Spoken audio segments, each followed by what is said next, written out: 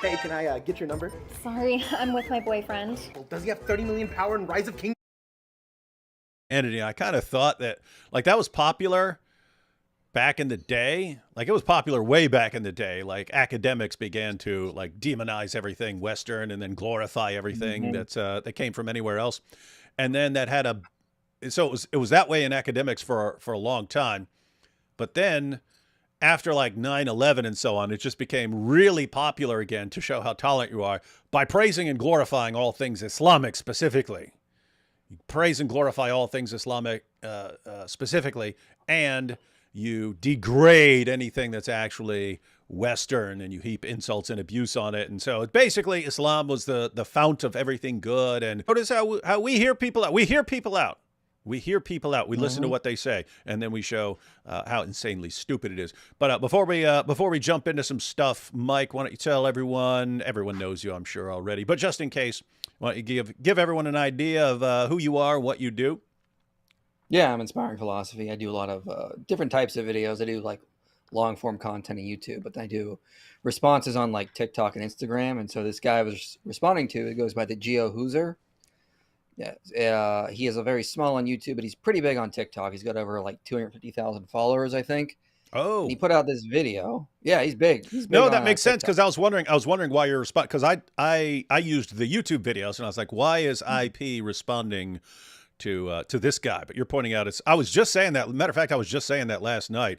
I was telling people if they're not sure what direction to go on, Christians are kind of dominating things like Dawa and stuff on YouTube, but there's you and there's not enough people dealing with things on TikTok. There's you and there's a couple others that I know, but Yeah. massively understaffed there. So I was telling people if they're not sure what to go into and they want to do social media stuff, that's a good route. But go ahead. But this guy's not a Muslim. He's a liberal. He does a lot of stuff on geopolitics. And I thought he was smart. So I sort of commented on his video. I'm like, there's a lot of problems because he made a video saying that which basically gave rise to modern science, Islam or Christianity. And he said Islam, and Christianity actually held back the growth of science, which is utter nonsense. It's utter BS. It's basically a 19th century myth known Yeah, as the conflict from thesis. two guys. Yeah, Yeah, White and Draper. And they came yeah. up with this idea that somehow traditional Christian religiosity was holding back science at every step of the way. And it's pure fiction. And yet people still believe it to this day, even though the consensus of historians that write on the history of science just completely reject the conflict thesis. Well, Mm-hmm. the Geo Hooser decided he was going to, well, basically push the conflict thesis. So he said he was willing to learn in YouTube comments. And I said, great, I'll post a reply. I'll show you the problems here. And then he replied and basically just shot himself in the foot. He tried to say these historians I cited were wrong because he found a blog online from non-credible experts. He cited someone like Toby E. Huff at one point. I've read Huff's book. Huff agrees with me, yet the Geo Hooser is citing Huff as if Huff agrees with him. So he just pushed utter nonsense. I would say this disclaimer up front. Yes, Islam did contribute to the growth of science. Yes, in the Middle Ages, there were times where the Arab world was ahead of Europe by many centuries. What happened though? This is actually one of the main theses of Toby E. Huff's book because he notes these two things. The Arabs were far ahead of us, and the Islamic worldview was giving rise to Arabic science. What happened? Because after this, we see the decline of Arabic science. The Islamic science just declines, becomes basically non-existent over a couple hundred years, and then Europe takes off, passes them up, and gives rise to modern science. So Mm-hmm. historians are trying to figure out if the Arabs were so far ahead, why didn't Islam give rise to science? Why did Christian Europe give rise to modern science? And there's various reasons for that, which we can get into. But what I will say on the outset is, although Islam did contribute to the growth of science, that in Islam it also contains limitations and factors that prevented science from becoming something greater, like it did in the Christian West when it became modern science. And there are aspects that Toby E. Huff and Edward Grant talk about that are in Islam that caused it to decline and not become something beyond a religious Islamic understanding of science. It never could become its own institution. It could never become modern science as we know it. So Islam did contribute to science, but also within Islam, there are limitations and problems that led to its decline within the Arab world. Yeah. The You had contributions in Islam in the area of science and philosophy. While we're at it, what would happen was Muslims would conquer an area, and then they would all of a sudden gain access to a variety of books, and then the Muslims who were interested in that sort of thing would have to go to the caliph and say, hey, we'd like to look into these things to see if they can benefit Islam. And so you'd have a flourishing for a while of philosophy. So they had philosophers for a while who were still, if you study the history of philosophy, you'll study people like Averroes and Avicenna and so on. So these things would take off for a while. And it's the same thing with science. It's in the realm, usually in the realm of like medicine and engineering and so on. These were the relevant areas because these gave practical benefits to the Muslim community. And various cultures around the world have always had scientific developments in that sense, right? Like someone invents the wheel, someone invents various things that help make life easier. There were always advancements in mathematics. So like in India and China, in Greece, Egypt, the Middle East, so Babylon and so on, everyone's advancing in mathematics. For me, the real difference for the scientific revolution and why it just took off in Europe in a way that it didn't take off anywhere else before. And that's why they call it a revolution. There's a difference between scientific advancements and all of a sudden like this massive revolution. The revolution was one in terms of methodology. They actually clarified various methodologies for how to get closer and closer to the truth. And the other was, you're not just talking about advancements in how to build something or in a weapon or something like that. We're discovering the laws of the universe. We're uncovering the laws of nature. Mm-hmm. And for me, that was, I'm looking at that. Again, anyone can come up with various scientific advancements in, engineering, medicine, things like that. Figuring out the laws of the universe, the laws of nature, these neat little equations and so on. Christians had, I would say, because of their views, had a decisive advantage in that area because they viewed the universe as created by like this cosmic architect, this cosmic mathematician who's ordering everything with these precise laws and so on. So they had that belief, which if you had been, let's say, an atheist or something like that, you wouldn't have had that belief. Think from an atheist, if you were starting from an atheistic perspective and you had no idea what the universe is going to be like, why would you think for a second that there are going to be these neat little mathematical equations behind everything? And like, why would you think that they're even going to be there? You wouldn't, and therefore you probably wouldn't go in search of them. Whereas Christians are kind of convinced beforehand, and they would spend years doing all the mathematical research to try and figure it out. Because in other words, they believed it was there, and then they went out to prove it. They went out to prove that it's there. Well, here's the distinguishing, because Islam also believes in one God that like gave laws to the universe. So, however, Christianity had some aspects that Islam didn't. For one, Toby E. Huff in his book basically points out that Christians had a very strong concept of conscience, rationality, that humans have a rational ability to discover natural law. The Bible gives guidance, but it's not going to give us literally everything. Whereas in the Islamic world, Toby E. Huff and Edward Grant note is that they didn't have that as strong of an emphasis on the idea of the rational human discovering the laws. Everything had to come from revelation. They had a much stronger emphasis on authority. So the authority of the Quran, this is where you learn. This is the final say. Whereas in Christian Europe, the final say was actually natural law, because God created the natural laws. He created man's rationality so we can discover these types of things apart from revelation. So in Christianity, you had the concept of the two books, the book of scripture and the book of nature. Both we were meant to discover and learn from, and they were meant to help cohere with one another. Nature can help us better understand scripture. Scripture can better help us understand nature.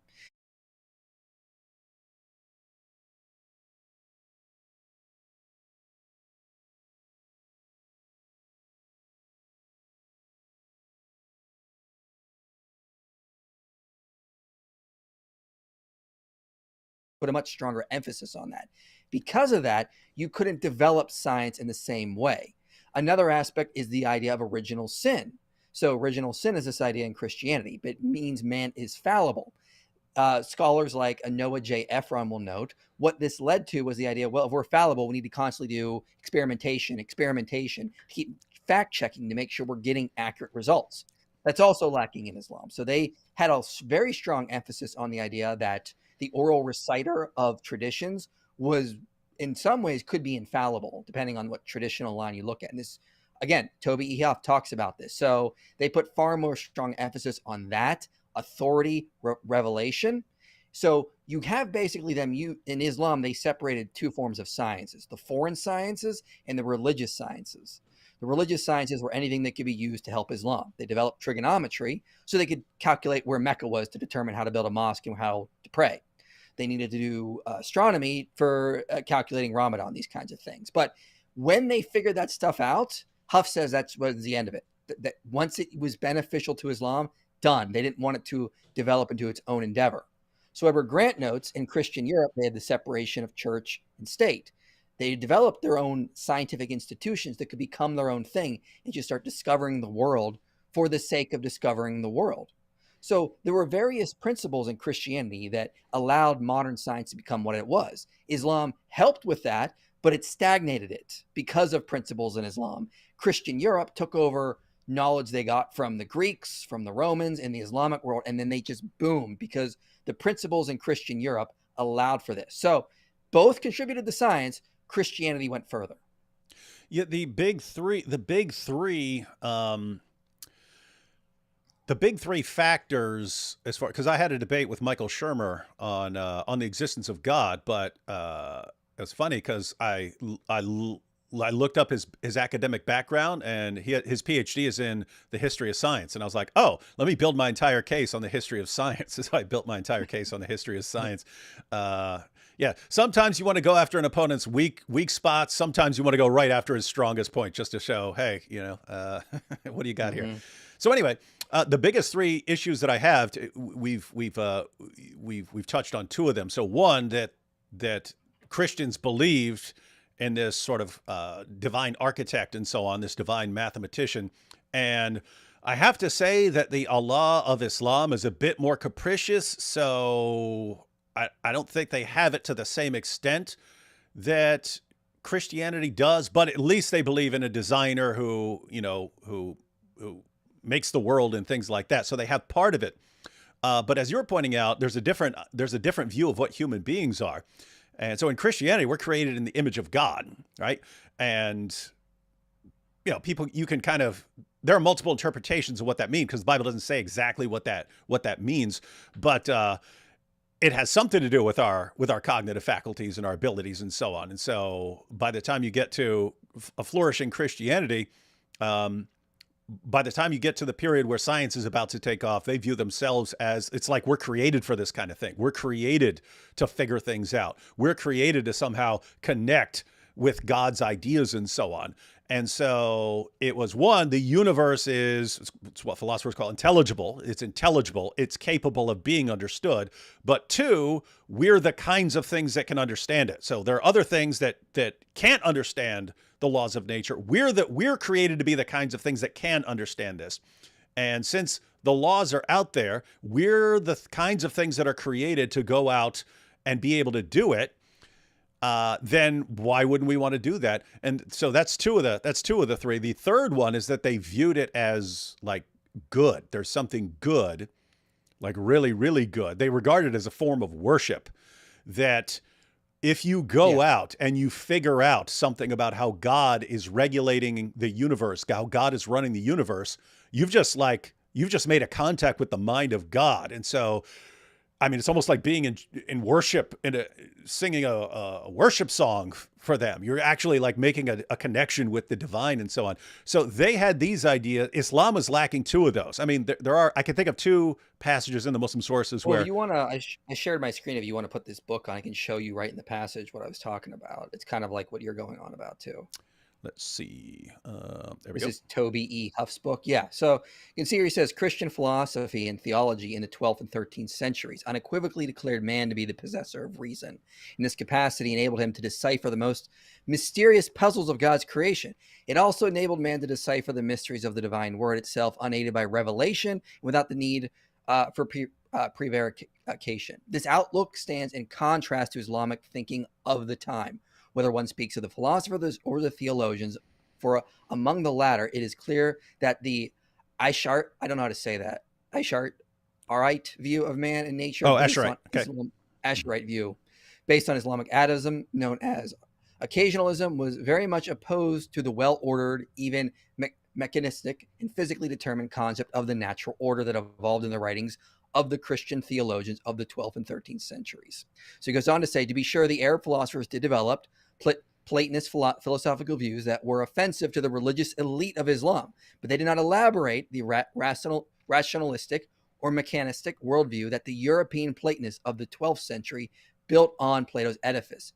Even more in the contrast, the dialectical theologians of Islam could not embrace the naturalistic image of nature composed by causal forces of nature, and above all, would not tolerate the idea that events described in the Quran could be explained by naturalistic accounts.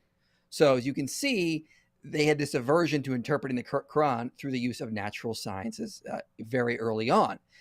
They had a much stronger emphasis on revelation. If it didn't come from Allah, we got to be very skeptical of these kinds of things.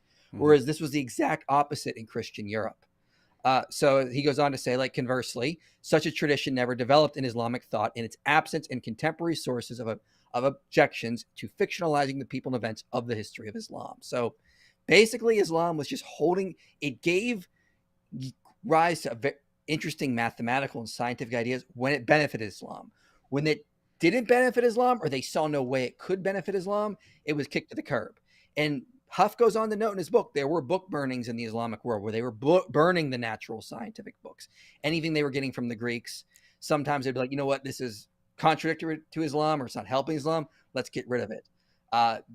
It's not so much just that the Mongols came in and burned everything. Sometimes they were burning their own books. And so as far as I could put together, what you have, it's like the mother of all scientific hypotheses that you ended up with in Christian Europe, in that once you put together the ideas that the universe can be understood, two, we're the kinds of things that can understand it, and three, it's good that we do so, then keep in mind, you don't know what the law of gravity is. You don't know what these little laws are yet. You have to believe that they're out there before you actually spend years doing the research to try and figure one of these out. But it's like one massive scientific hypothesis in the sense that if we're right about what we believe about the universe and about us, then we're going to be able to go out and figure this out. And it's going to be good when we do it. Mm-hmm. And it's just interesting because if you were starting from an atheistic framework, why would you think that the universe has these neat little equations too? Why would you think that you're the sort of thing that's capable of figuring these things out? Your cognitive faculties haven't been selected for that sort of thing. They've been selected to help you find food and a mate and so on. Why are you going to think you're going to be able to get to these equations at the bottom of the universe? And three, why would you care? If it's not something that's specifically helping you, then if it's just knowledge for the sake of knowledge, why would that be a good thing as it was among Christians? So again, Islam lacked two of those.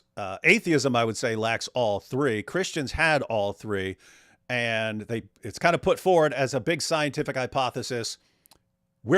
The universe can be understood. We're the kinds of things that can understand it. If we're right about what we believe about the universe and ourselves, we're going to be able to understand this. And so I actually regard every scientific hypothesis ever from that time on as confirmation of that original scientific hypothesis. Every time a scientist in his lab is doing something and confirming or disconfirming a hypothesis, he's confirming that original the mother of all scientific hypotheses, that we're the sorts of things that can go out and figure these things out. Now, quick objection here from Wu Li. Inspiring philosophy, then how science flourished under commies. Now, when did science flourish under commies? Was that before Christians came up with the entire methodology and showed how it worked? Or did they come up with it independently or something like that? Yeah, well, you're absolutely right. And if you read Tom Holland's book Dominion, he notes that like basically communism borrowed extensively from the Christian worldview and just perverted things. So I mean, like this is one of the main theses of his books that Christian thought has saturated the whole world. You can't get away from it. So even ideas that are like communism, which are vehemently opposed to Christianity, are still borrowing from the Christian worldview in ways. And then they try to build on it. And then, of course, these ideas collapse. I think this is the case we're going to see with current trends of secular humanism over the next 100 years, but it also happened with communism. They borrowed from Christians in a lot of ways. And Holland has a whole section in his book on this, I believe, in one of the chapters towards the end. So, yeah, Woolley, everyone can benefit from some sort of discovery. Whatever the source, whoever invents paper, whoever invents certain things in the world, the entire world, whoever invented the wheel, guess what? All of humanity was eventually affected by that and so on. And so, yeah, you don't need to say, well, other people have science too. We know that. We've already acknowledged there were scientific developments before the scientific revolution. But as far as the methods of science and the scientific revolution, just you can't deny where that comes from. We know where that comes from. All right, let's take a couple quick super chats, and then we'll jump into the video of a super genius who's about to destroy everything we believe. It's going to be powerful. How would you guys say we should bring our scientific academia back? How do we get people to understand that God's word is truth and that science does or ought to revolve around God's word and world? Well, it depends on what you mean by the question here. Do you mean like, I mean, those are principles. We don't say that like, I don't know exactly what you mean here. Are you trying to say that like everything has to be subject to the Bible? Because the Christian Europes were, again, of the idea that there are two books, the book of scripture and the book of nature, and both need to work and cohere together, these kinds of things. So God has sort of like written his word in nature itself, and we can discover it that way as well. So if you're asking like, how do we get people to realize that Christianity and science are not in conflict, study the history for sure. That's kind of what we're doing here today to talk about that. And right now there's a lot of anti-Christian bias in academia. I did a video called Are Christian Scholars Biased? And I showed basically studies have shown there is anti-Christian bias in academia. So right now in academia, there is prejudice against being a Christian or thinking you can be a scientist and a Christian. This is what Jerry Coyne, for example, explicitly says, and he's completely ignorant on the philosophy and the history of this. But I think the best way to combat this is just by talking about the history, convincing Christians that science isn't the enemy, because they've been told all their lives it is by scientists and by, fundamentalists. So we need to combat it just wherever we see it and just start working towards the idea that Christianity is as crucial for the development of science. So if we move further away from a Christian worldview, we're not going to, I honestly think we won't see the same level of commitment to natural law, systematic ordered universe that we can discover is rational. And we see this in coming out of things like postmodernism, or people with like in the woke crowd saying that 2 + 2 can equal 5, for example, or, like the whole gender issue. I mean, it's clear denial of science in a lot of ways. So I'd say we need to stick to basically Christian principles all around. Okay, get rid of the Christian fundamentalism, which is also hurting science, and the extreme anti-theism, which is in woke nonsense that is also hurting science. So we need to find a good middle, and that would be, I'd say, a rational, intellectual Christian approach. Yeah, it's interesting in that, after the scientific revolution, I mean, people thought of like Christianity and science as really good buddies until White and Draper came along. We need to do shows specifically on them and how they just like massacred the history of science. But they're writing to people who hadn't read these sources and so on. They're like just I mean, horrible, like the worst of the worst quote mining, to where you'll quote someone and make it say the exact opposite of what the person was actually saying. But the people your audience, they're not familiar with what Augustine said over here, so they rolled with that. But it actually became so influential that Christians bought into it. Like, oh, we do have this great conflict. Yeah, so guys, I'd say maybe get back to the ideas that gave rise to the scientific revolution, that, hey, this universe was made by God. And two, we are created in the image of God. We are the kinds of things that are made for this sort of thing. And it's good that we understand it. You're learning about how God runs the universe, and that's cool to do. So yeah, I would say get back to that mindset. It's cooler. There's a recent book came out a few years ago called Of Popes and Unicorns by David Ungariano and David Hutchins. And it's basically just showing how Draper White were really wrong. And it's written for like a layman audience. So recommend that book. Yeah. Any of you know how I can evangelize when I deal with social anxiety? I stutter often in confrontations and debates, and my mind struggles to keep up. Yeah, just focus on, you can either, one, you can actually like try to deal with that, or you can work around that, do social media, make videos, things like that. Then you don't have the anxiety of being in that situation. Practice makes perfect. Start by talking with people online. When you're behind a screen, it will help you to think of things to say. Then you can maybe go into like a TikTok live, Instagram live, talk to people there. And that's another way. So just start working your way towards it. Practice makes perfect. Matt Silva says, hello, guys. I got a question to D. Wood, the great Islamophobe. D. Wood, where's Gay P? Police be upon him. He's probably twirling that red boa he has. IP, you rebut many... Good question here. IP, you rebut many TikTokers. Why not Mike Winger? Ooh, hypocrite. Because he's not worth my time. There we go. I got more important things to do. There we go. Not even worth the time. Not even worth the time. Thank you for inspiring me to refute Islam on TikTok. Shameless plug. Hey, there you have it, ladies and gentlemen. Very nice. At Worthy is the Lamb 777. You saw it here, folks. Jot that down. At Worthy is the Lamb 777. I hope you're posting good stuff and that I didn't just embarrass myself by sharing that channel. But everyone go check that out. And yeah, if you go check it out, let me know in the comments what you think later on. Because I was just saying we need more people on TikTok, so that is absolutely true. All right, we got some more super chats, but I want to jump into this video. Right before we get started, I did want to where did I put those? Oh, here we go. I wanted to, along the lines of what you were saying, I wanted to give the Islamic attitude towards science. This one comes from one of Muhammad's companions. See this? This is in Sahih al-Bukhari. It's one of the chapter headings. So notice the chapter heading about the stars. This is Muhammad's companion, Abu Qatada. Abu Qatada mentioning Allah's statement, and indeed we have adorned the nearest heaven with lamps. Surah 67:5. So according to the Quran, stars, those are the lamps there. Stars are missiles that Allah uses to shoot demons, when they try to sneak into paradise, right? And there are other uses, according to Islam. There are to guide travelers and just for beauty. And that's, that's okay. But check out what Abu Qatada says. So he mentions, and indeed we have adorned the nearest heaven with lamps, 67:5. And he said, the creation of these stars is for three purposes. And they are, 1, as decoration of the nearest heaven. 2, as missiles to hit the devils. And 3, as signs to guide travelers. So, and here you go. Here's the attitude towards science. So, if anybody tries to find a different interpretation, he is mistaken and just wastes his efforts and troubles himself with what is beyond his limited knowledge. So, this is exactly what we were saying. This is exactly what IP was saying.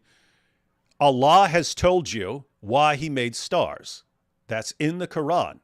If you try to figure out some other explanation for what stars are, if you try to figure out anything else about stars, you're wasting your time. It's a waste of time. You can't do it. Why? You're not the sort of thing that's going to be able to figure this out. You only know anything because Allah is revealing it to you through his books. That's the only way you're ever going to know anything. So give it up. Don't even go out and try. And so that's early on. That's one of Muhammad's companions. Just quote one more to give you an example from later Islamic scholars. So this is Tafsir Jalalain, so one of the most popular commentaries of all time. These are the two Jalals. This is the commentary on 8820, where Allah spreads out the earth flat. And so the commentary on 8820. And the earth, how it was laid out flat, that's the Quran quotation. Have you not considered how the earth, how it was laid out flat? And thus infer from this the power of God, exalted be he, and his oneness, The commencing with blah, blah, blah. There's a part about camels, blah, blah, blah, blah, blah. And here we go in the middle. As for his words, sutehat, laid out flat, this on a literal reading suggests that the earth is flat, which is the opinion of most of the scholars of the revealed law, and not a sphere as astronomers have it, even if this latter does not contradict any pillars of the law. So look at what's going on here. It's the experts in the Quran know that the earth is flat because of the Quran. The astronomers think it's a sphere, and so they just don't know what they're talking about. Although he does clarify, this doesn't contradict any pillars of the law. So it's not like you're committing adultery or something like that by believing that the earth is a sphere. But I mean, just notice what's going on here. It's the conflict. The conflict is between the experts on the Quran and the scientists, the astronomers. So you do have this idea built into Islam from the very beginning, and it carried its way through to the great Quran commentators. Yeah, All right. and the interesting thing about that is, like, yeah, that's what Toby E. Huff is talking about in his book, The Rise of Early Modern Science, is that you have these authority figures, the Quran, the commentators on it, the tafsirs, the hadiths. That is above all. You can't contradict it. You can't reinterpret it. Once the later commentators have given you the correct interpretation, shut up. That's dogmatic now. And Muslims will try to use this as like evidence for like the superiority of Islam, because they'll say, look at how much more answers we have. And you guys have confusing things like the Trinity and Eucharist. But Edward Grant, in his book, The Foundations of Modern Science, actually points out in the last chapter that when Christians were encountered by things like Trinitarian theology, hypostatic union, the Eucharist, they didn't know how to fully explain these things. They were mysterious. So they came up with new language they got from Greek philosophy. They came up with new terms to try to explain this, to flourish and grow. So when you have a system where you have authority and they need to explain everything for you, it prevents growth. It prevents people from trying to go out and explain things and figure things out based on your own reason and capacity, which we saw with Islam. Whereas in Christianity, God sort of gives us a system and says, all right, here's the theology, but you need to discover natural law. You need to figure out how these are going to work within, your entire worldview. I want you to be a reasonable capacity with your own capacity for reason, basically. Figure these things out. I'm helping you, but you have to come along and become a reasonable agent, or figure this kind of stuff out. And that helps theology, philosophy, and science grow. It's interesting. Like there's the method in the Middle Ages for studying theology and so on. Very interesting. They'd start off with a problem, and then you come up with your solution to the problem. So your hypothesis about what it is that deals with this. And then you show how this accounts for this amount of data in the Bible, in the scripture. And then other people would point out, but it doesn't account for this, and you're going against this. And so you either have to drop your hypothesis or you modify your hypothesis so that it takes into account more of the data. And so they worked on this for years. And so this works its way through the university system. So the university system in Europe, these are originally, these are Christian places that were originally for studying theology and so on, but then they give rise to the sciences as well. And then they just use the same method, but they use it with the universe. So the same method they're using with theology, here's my hypothesis for solving this issue and so on. And then, okay, how well does it account for the data? Oh, it doesn't account for this data. Okay, let me modify it so that it accounts for the data better. And you just end up applying that to the universe. And so you're talking about the two books. They had the method from the one book, and they say, hey, let's apply this method to the other book. And interesting stuff.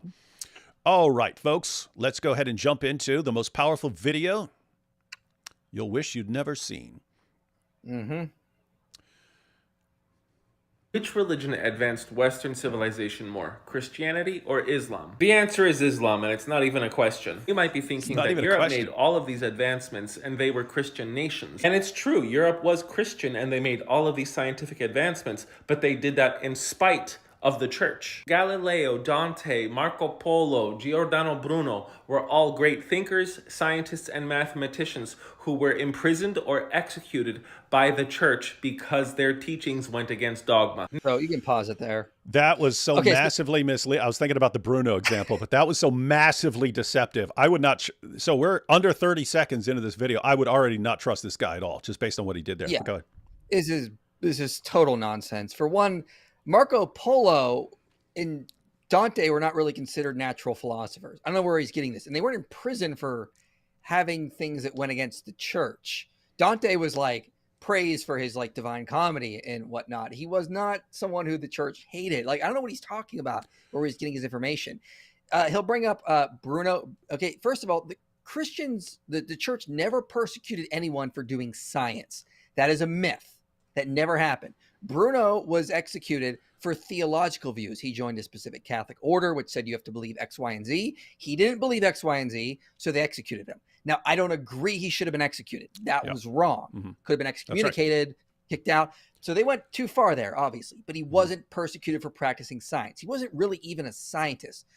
Some historians basically describe him as like a mystic. He was kind of like the Deepak Chopra of his day in many ways. He scolded Copernicus for relying too much on measurement and not on intuition.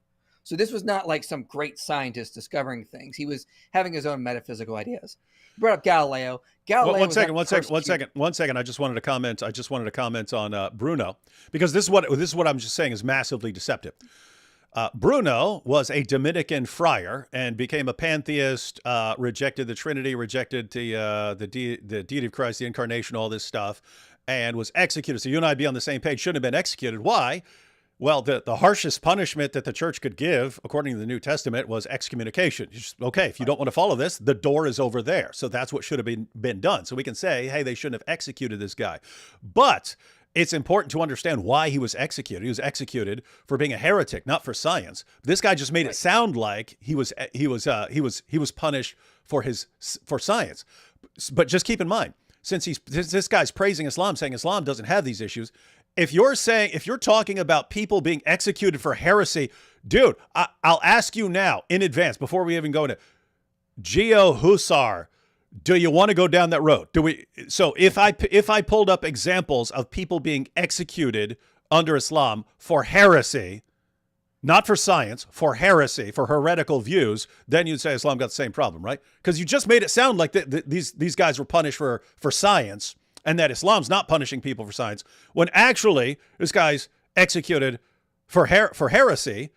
And I can give you endless examples of that happening in Islam. So what's going on here? I'd be interested in finding out. All right, back to Galileo. You were about to go into Galileo.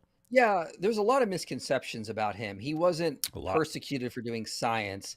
He published a book where he basically taught his Copernican model as basically a fact. In the day, it would be called a theory. They define theory a little differently than we did. And that was a problem because people don't realize that at the time, the science was on the church's side. Copernicus said the planets went around the sun in perfect circles.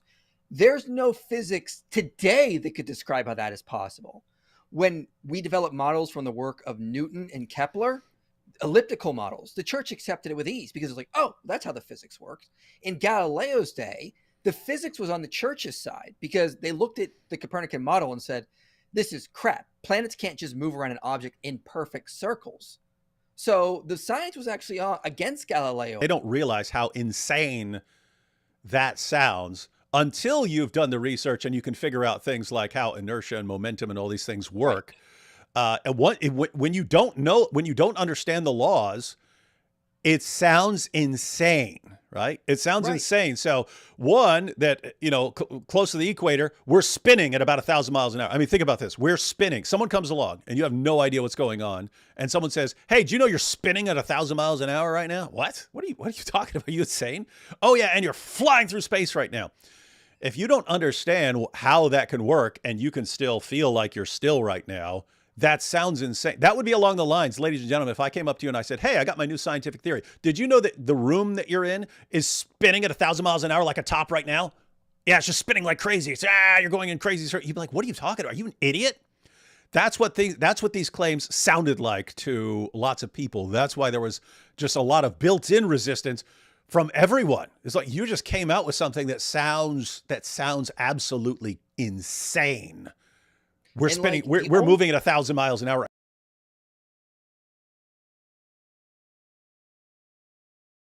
I don't feel myself moving. What in the name of common sense are you talking about? What that means is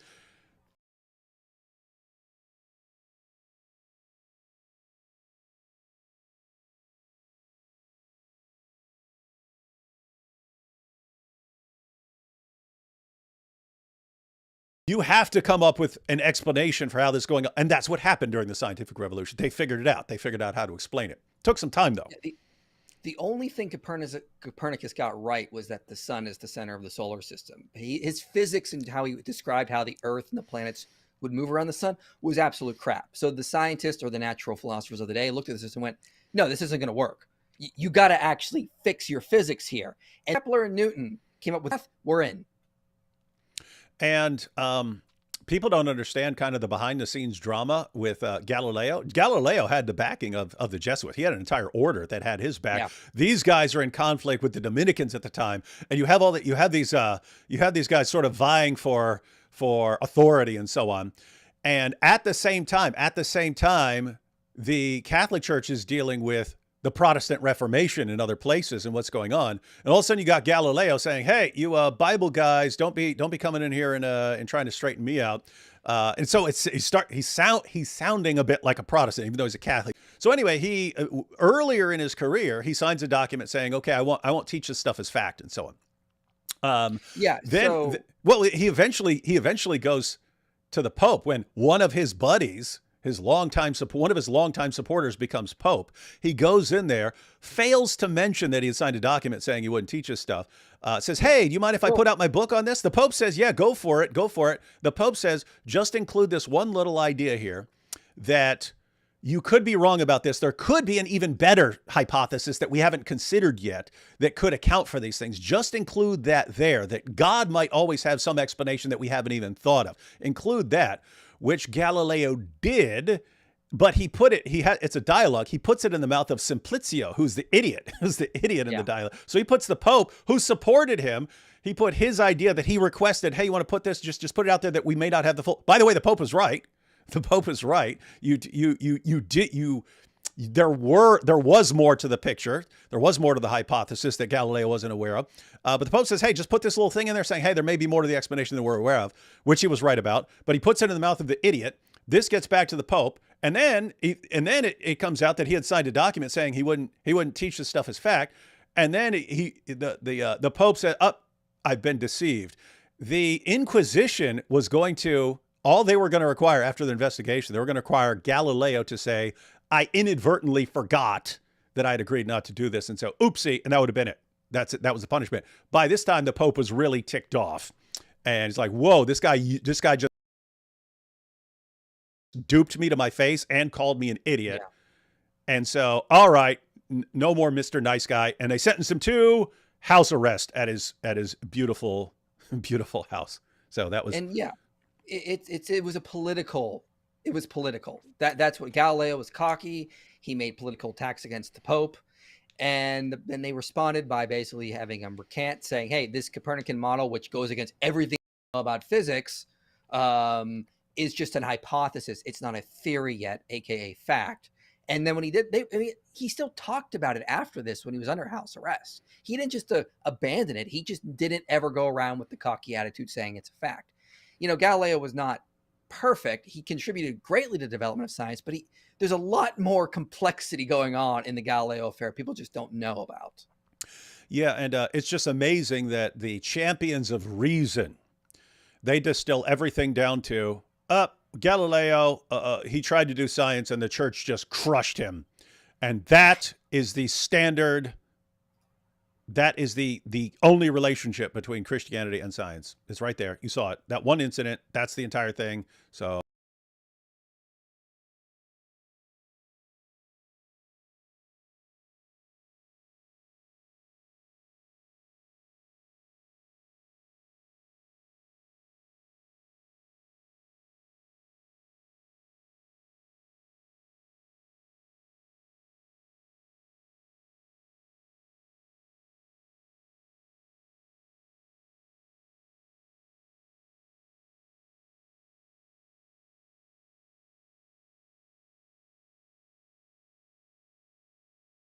endless conflict and hostility. And it's just amazing that the people who use that theory consider themselves champions of reason when you're I don't know, you're a clueless idiot if that's what you think, if you don't realize what's actually going on. I mean, just imagine a Christian gets fired from some university or something like this, and there are a bunch of reasons. he's cheating on his research, and he's plagiarizing sources. There's all these things behind the scenes. He tells off the president of the university, spreads lies about him and stuff. He eventually gets fired, and they say, "Oh, you see, this is what academia does to Christians. I'm being persecuted." Right. No atheist would fall for that. You'd say, "Come on, there are all these other things going on." But you get to Galileo, and suddenly all that common sense goes out the window, and it's just, nope, that's the model. This is the model between science and religion. Yep. Wild stuff. And so, but to their credit, the new atheists do think that this is like religion in general, and science, versus science. But this guy's like, nope, that's just Christianity. It's Islam is great. So let's get back to this. Walking clown emoji. Nicholas Copernicus did not allow his work to be published until after he passed away, which means that the evolution of science, mathematics, and just human thought evolved despite the church. Okay, not because of it. Okay. What, did you just hear what he said? He said Copernicus had his work published after his death.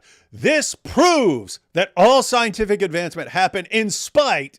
That's a pretty big jump from one little piece of something got published posthumously. Yeah, and so the funny thing is, this guy replied to me because I and I'm going to post another response to him tomorrow on TikTok and Instagram and Twitter. Yeah, it's crap. So, but he brought up a quote from Copernicus claiming that like he thought he was going to die like the Pythagoreans did. I tried to find that quote. Utter nonsense. Copernicus never said that. Copernicus didn't publish his stuff on his deathbed, not because he was scared of the church. He was scared other scientists of the day were going to make fun of him. He thought everyone was going to call him an idiot, which is exactly what would have happened. Here's a quote from Owen Gingrich, who's a professor emeritus of astronomy at Harvard University. He says if he was alive during the days of Copernicus, here's what he would have said. You would no doubt have told him to get lost and to take all that nonsense with him. Think how much harder it would have been to walk west than walk east. Totally ridiculous. He's talking about Copernicus's ideas in his day. It would have been totally ridiculous to the scientists of the day. That's why when Copernicus published it, he published it as a mathematical hypothesis, not as a way the universe actually works, because he realized the problems with everything that was going on with physics in his own work. Yeah. So what ends up happening is this gets put forward as a hypothesis. This just helps you with your calculations. Here's a little model that can help you with calculations of where things are going to be in certain times and so on, but not necessarily an accurate representation of the way the world is. But think about this. He doesn't want to get called an idiot by fellow scientists. You see what science does? Science suppresses science. He had a scientific view, but he was worried about scientists making fun of him. You see, it's fear of science. This shows that science only develops in spite of science. What a dope, man. All right, back to this clown. Emerging supreme, even though all the aristocracy of Europe tried to stop it. Now let's go back to all the the aristocracy, 500 to let's say 1300, when all of Europe was united by the same kind of Christianity. The countries were still warring brutally with one another. Most of the population was illiterate, and any teachings and breakthrough that remotely contradicted what the clergy was saying was shut down. In Christian Europe, the Bible was written. False. They never did that. In fact, John Hellebrand notes the Catholic Church was one of the largest funders of astronomy, probably the history of mankind. They were not shutting down innovation. They were allowing the study of Aristotle. At one point, like the Paris in like 1277 outlawed Aristotle, which didn't actually work. People still studied Aristotle, but not because they were worried like Aristotle went against dogma. They were worried it limited what people could say was possible. They were worried about limitations Aristotle put on natural philosophy, aka scientific research. So no, they weren't shutting down dogma. In fact, Galileo's main opponents said flat out in a letter in 1615 that if they were wrong and Galileo was right, it just meant they didn't interpret scripture properly. So they need to go back and figure out that maybe nature, and again, 2 books, nature's going to help us interpret scripture. They didn't dogmatically shut down this stuff. That's just, again, another myth of the conflict thesis. Yeah, and even with Galileo, there were times when they would say, okay, if you're claiming you're right about this and other people are wrong, come in here, bring your evidence. We'll sit here and listen. oh, you can't, and he could. There were times he could. Later developments would allow him to do it, but it was at the time he couldn't prove this. It's like, wait, you have no evidence for this. You have no evidence for what you're saying right now. So anyway, the point is, it's not. He's saying something different. Kill him. And I mean, think if this guy had such awesome what examples did he give? Bruno, nothing to do with science. His view is nothing to do with science. Galileo, he was doing science, but the reason he ticked off people, including the Pope, weren't because of the science. That was ultimately, they used that as a justification for coming after him, but it was other issues. And so it's like, wait a minute, if there's this clear hostility between Christianity and science, you should be able to give examples that aren't deceptive. And he hasn't given any yet. He's just said some stuff in Latin, which only a small percentage of the population was able to understand. So if you were a regular farmer, you would just have to trust the priest to say, yes, what I'm reading to you is actually in the Bible. While in the caliphates, the Quran was written in Arabic, and if you could read Arabic, you could read the Word of God. If you could read Arabic, how many people was that? How many people? Even the prophet supposedly couldn't read Arabic. And the exact opposite was going on in the Muslim caliphates. While the Christianization of Europe just led to more war and barbarity, unity was actually taking place in the Middle East. And it's just false. Hold up. I want him to repeat that. So while Europe is just endlessly fighting and slaughtering each other and so on, in the Muslim world, it's unity and harmony. Hold on, hang on. Fortunately, I have a friend who literally wrote the book on the history. Let's just hear this guy out one more time and make sure that's what he said. You could read the Word of God. And the exact opposite was going on in the Muslim caliphates. While the Christianization of Europe just led to more war and barbarity, unity was actually taking place in the Middle East and Northern Africa. The ancient cultures of Persia and Egypt merged with the center at Baghdad. The largest city in Christian Europe, if you do want to include the Byzantine Empire, was Constantinople, which had a population of about 400,000 people.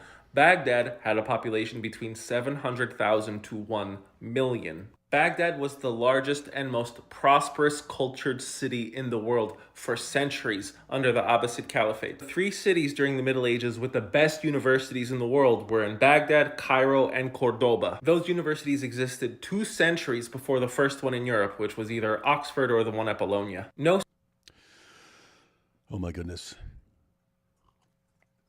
Yeah, there's literally every sentence this guy says has a problem with it. For one, the Muslim world did not have independent universities. They had religious schools, and everything had to be subject to the Islamic teachings and rules. They weren't the what are they called? The madrasas. They weren't teaching natural philosophies.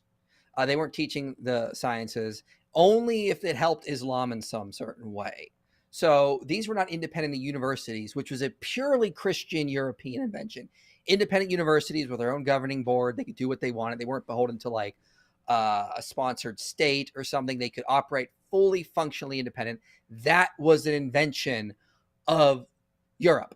So Christian Europe. So you had proto universities throughout the Islamic world, no doubt. Like the madrasas did teach a lot of religious stuff. They did teach some aspects of science if it benefited Islam. But again, Toby E. Huff just notes that they were not universities in the sense of the European, what the Europeans developed. It just is not there. This guy's making it sound like they had the best schools of all time and they're doing all this great stuff and all this great science. And then, Europeans came along and figured things out later. Yeah, I mean, they did. I mean, I'm not going to deny the Arabs did not figure. The Islamic world did figure out a lot of things. And then the Europeans took it and built on that. But Islam, it all had to be subject to the authority of Islam. They couldn't allow science to develop into its own institution apart from Islam. And when they tried that, the people that did that were, basically persecuted as heretics. There were book burnings that Toby E. Huff documents in his book, The Rise of Early Modern Science. So they didn't let it ever become its own thing. So they made advances, and then Islam, when they figured out the authorities, they figured out the decisions on everything, the legal precedents, there was no more room for growth. So this is why we see a decline of science in the Arab world, starting like the 1300s, 1400s, 1500s, and Europe just shoots up because Christianity did not have those limitations on science. I just messaged Robert Spencer to see if he's would like to comment would like to comment on the unity. This is so weird. It's like I mentioned that this was like I thought this was dying out. I thought hang on. Here we go.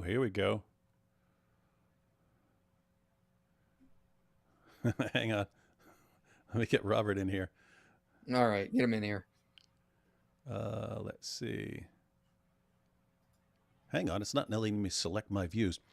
I do not understand this new setup here, man. Amateur hour.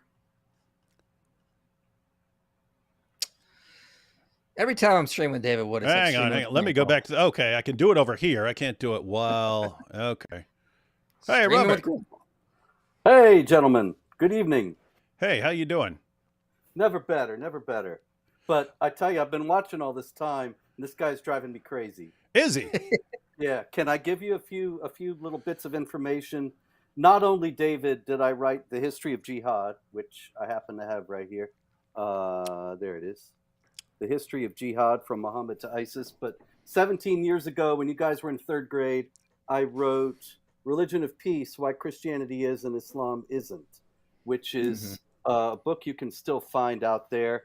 And I wanted to quote from Maimonides, the great 12th century Jewish philosopher who had quite a lot to do with the Islamic scientists of his day. And, you know, you were talking about this, that the Muslim scientists did not have an idea that was cognate to the Christian idea that the universe was created according to consistent and observable laws. And this is the basis of all science. Without it, you can't do anything. And so Maimonides says this is what the Islamic philosophers thought. And I quote, "Human intellect does not perceive any reason why a body should be in a certain place instead of being in another.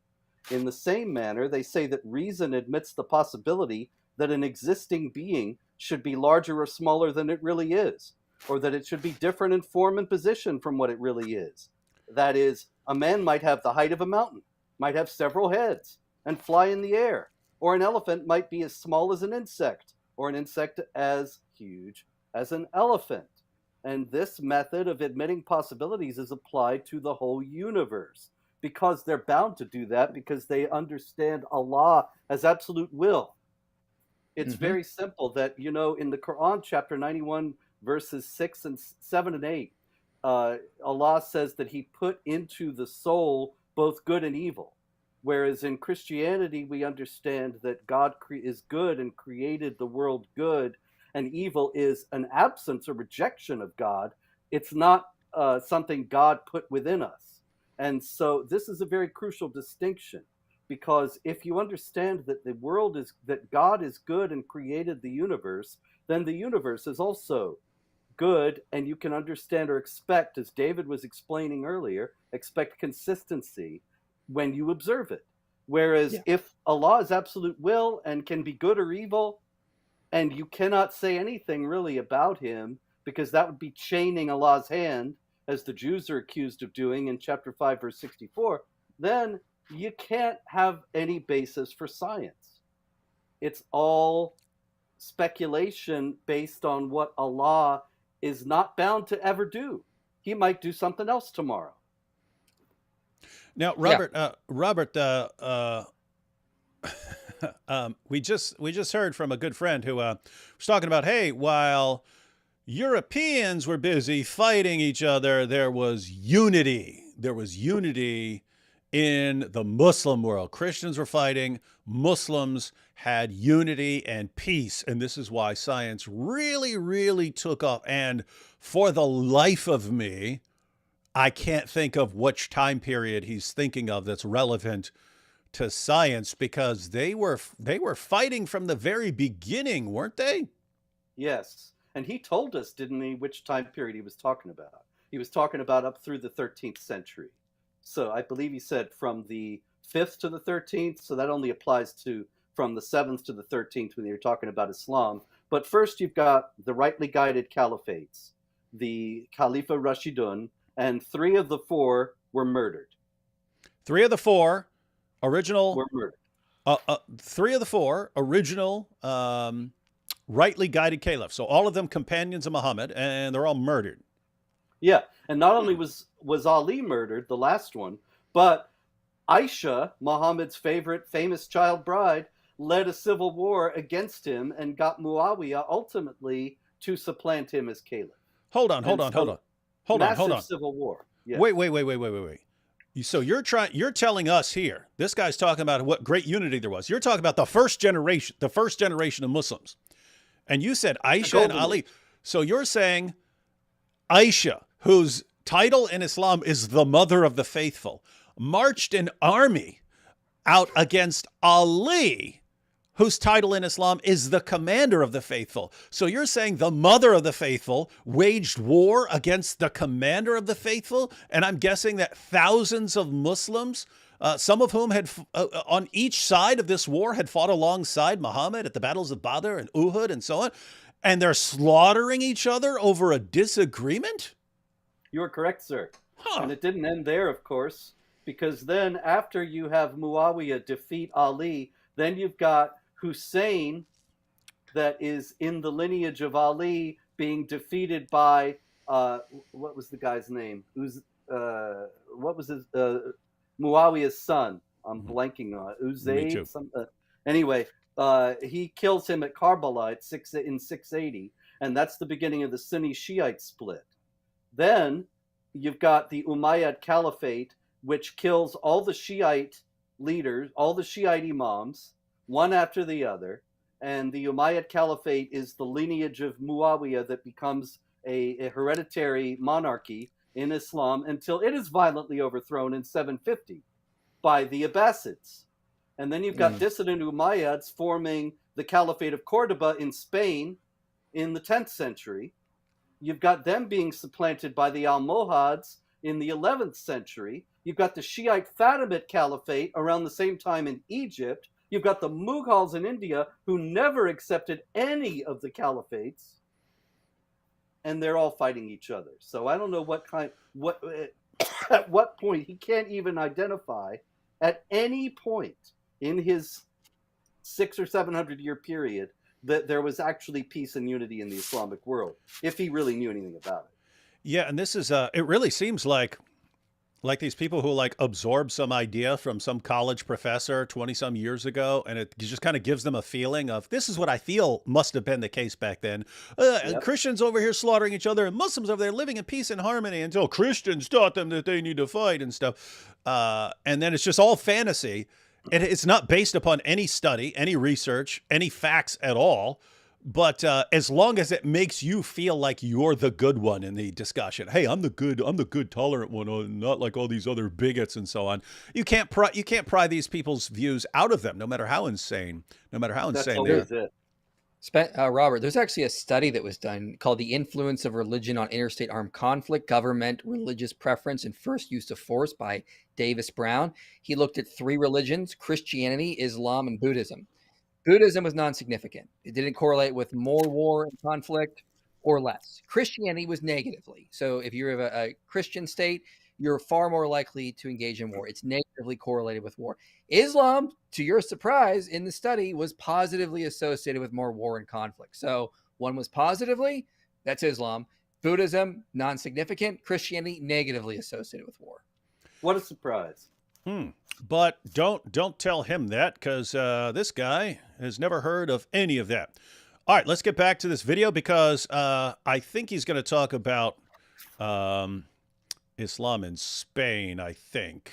Let's see. Yeah. City on Earth today could compare to what Baghdad was. It would have been a combination of New York, Tokyo, and the Vatican. Another huge similarity between... And both you guys know, anytime you want to respond to something stupid this guy's saying, just tell me, stop, just yell stop or something. New York City and Baghdad was that they had a large Jewish population that actually lived in safety. While Christian Europe was massacring or force converting Jewish populations left and right, and the Byzantine Empire was doing it on a slightly less horrifying level, the Jewish population got to coexist with Christians, Muslims, and anyone of any other faith, as long as they paid the jizya, the tax. Caliphates. I remember hearing. Okay, hold on. Robert, I remember hearing that specifically over and over again in like 2002. So in various college and online and so on. So how can anyone argue with that? Well, in the first place, the idea that it was just the tax ignores the rest of the verse. The jizya is mentioned in chapter 9, verse 29, and it goes on to say that they not only pay the jizya, they pay it with willing submission and feel themselves subdued. You might miss the significance of that unless you look into the Hadith and the Tafsir, and then you see that the standard understanding is that the dhimmis have to be humiliated when they pay the jizya. They have to be shown that they are in a subservient position and that the Muslims have hegemony. They are to be, there's some regulations say, some legal scholars say, strike them on the back of the neck when they pay the tax. Zamakshari in the 13th century actually said, spit in their mouths as they pay the tax. The whole idea is to show how degraded they are, that these are not people on your level who can just go about their business and everything's great, except that they just have to pay this little tax like everybody else. It's completely fictional.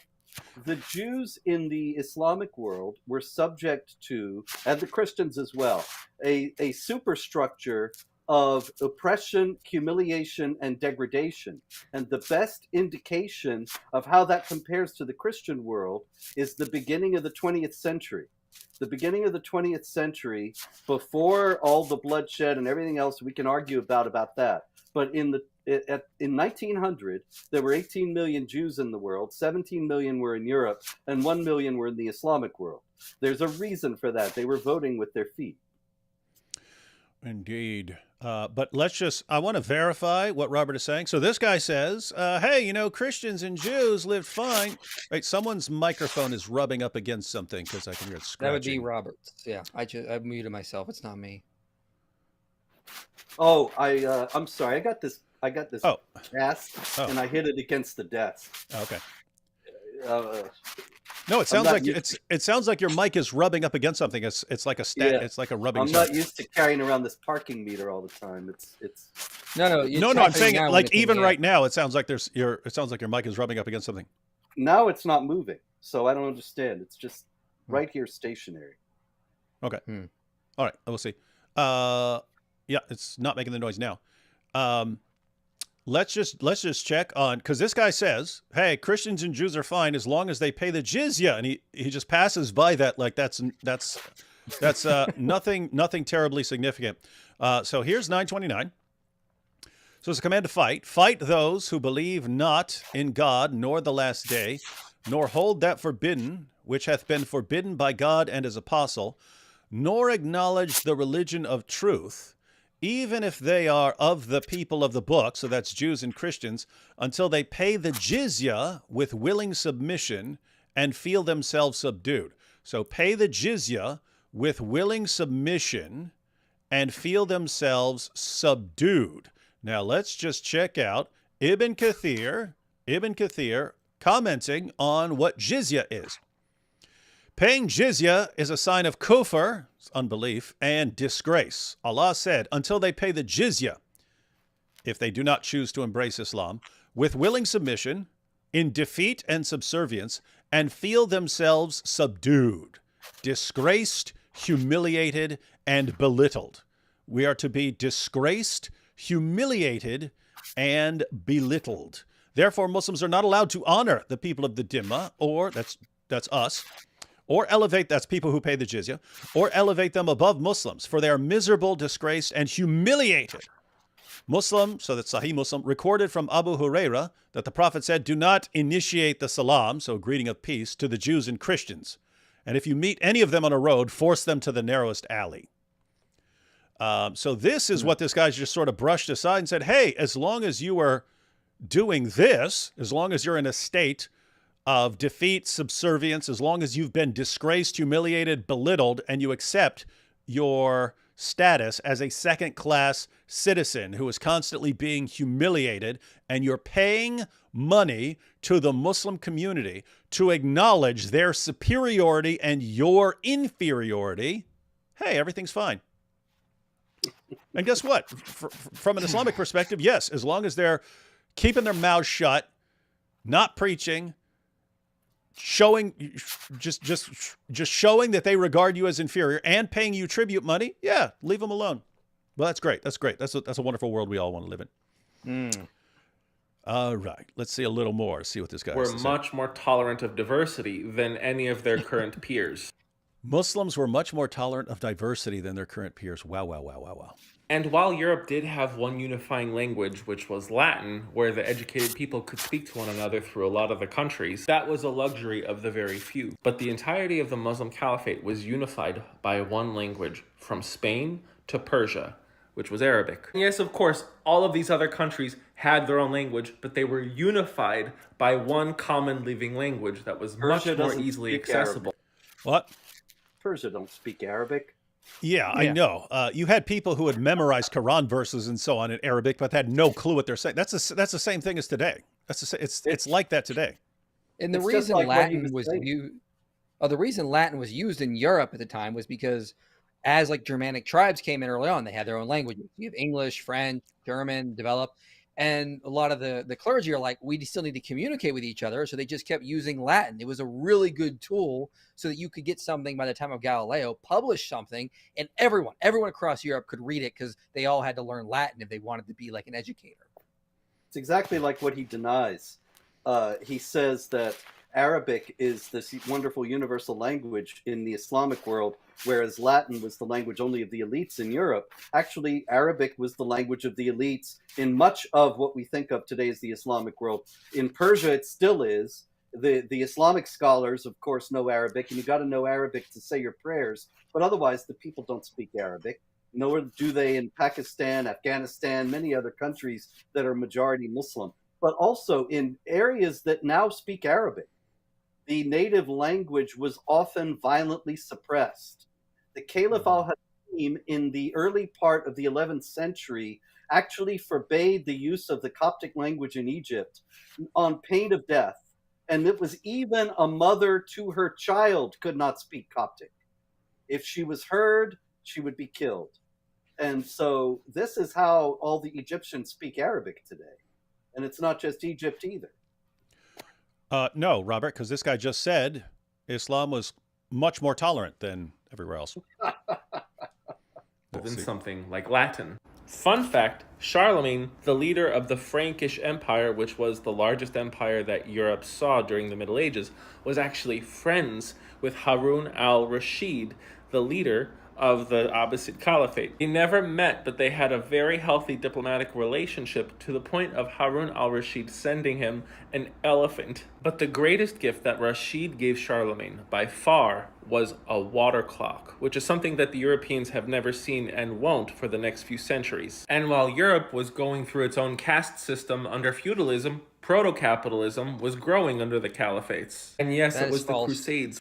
Yeah, well, feudalism was invented in France in the 19th century and projected back on the medieval period. No one in the medieval period knew what feudalism was. Again, this is another 19th century myth. They were trying to reinvent or trying to explain what happened in the Middle Ages. They came up with a system called feudalism and then just projected it on the past. That was never actually a system in the Middle Ages. It was far more complex, and people don't realize this because the history of the Middle Ages was so distorted by things like the conflict thesis and other writers from the 1800s, that is.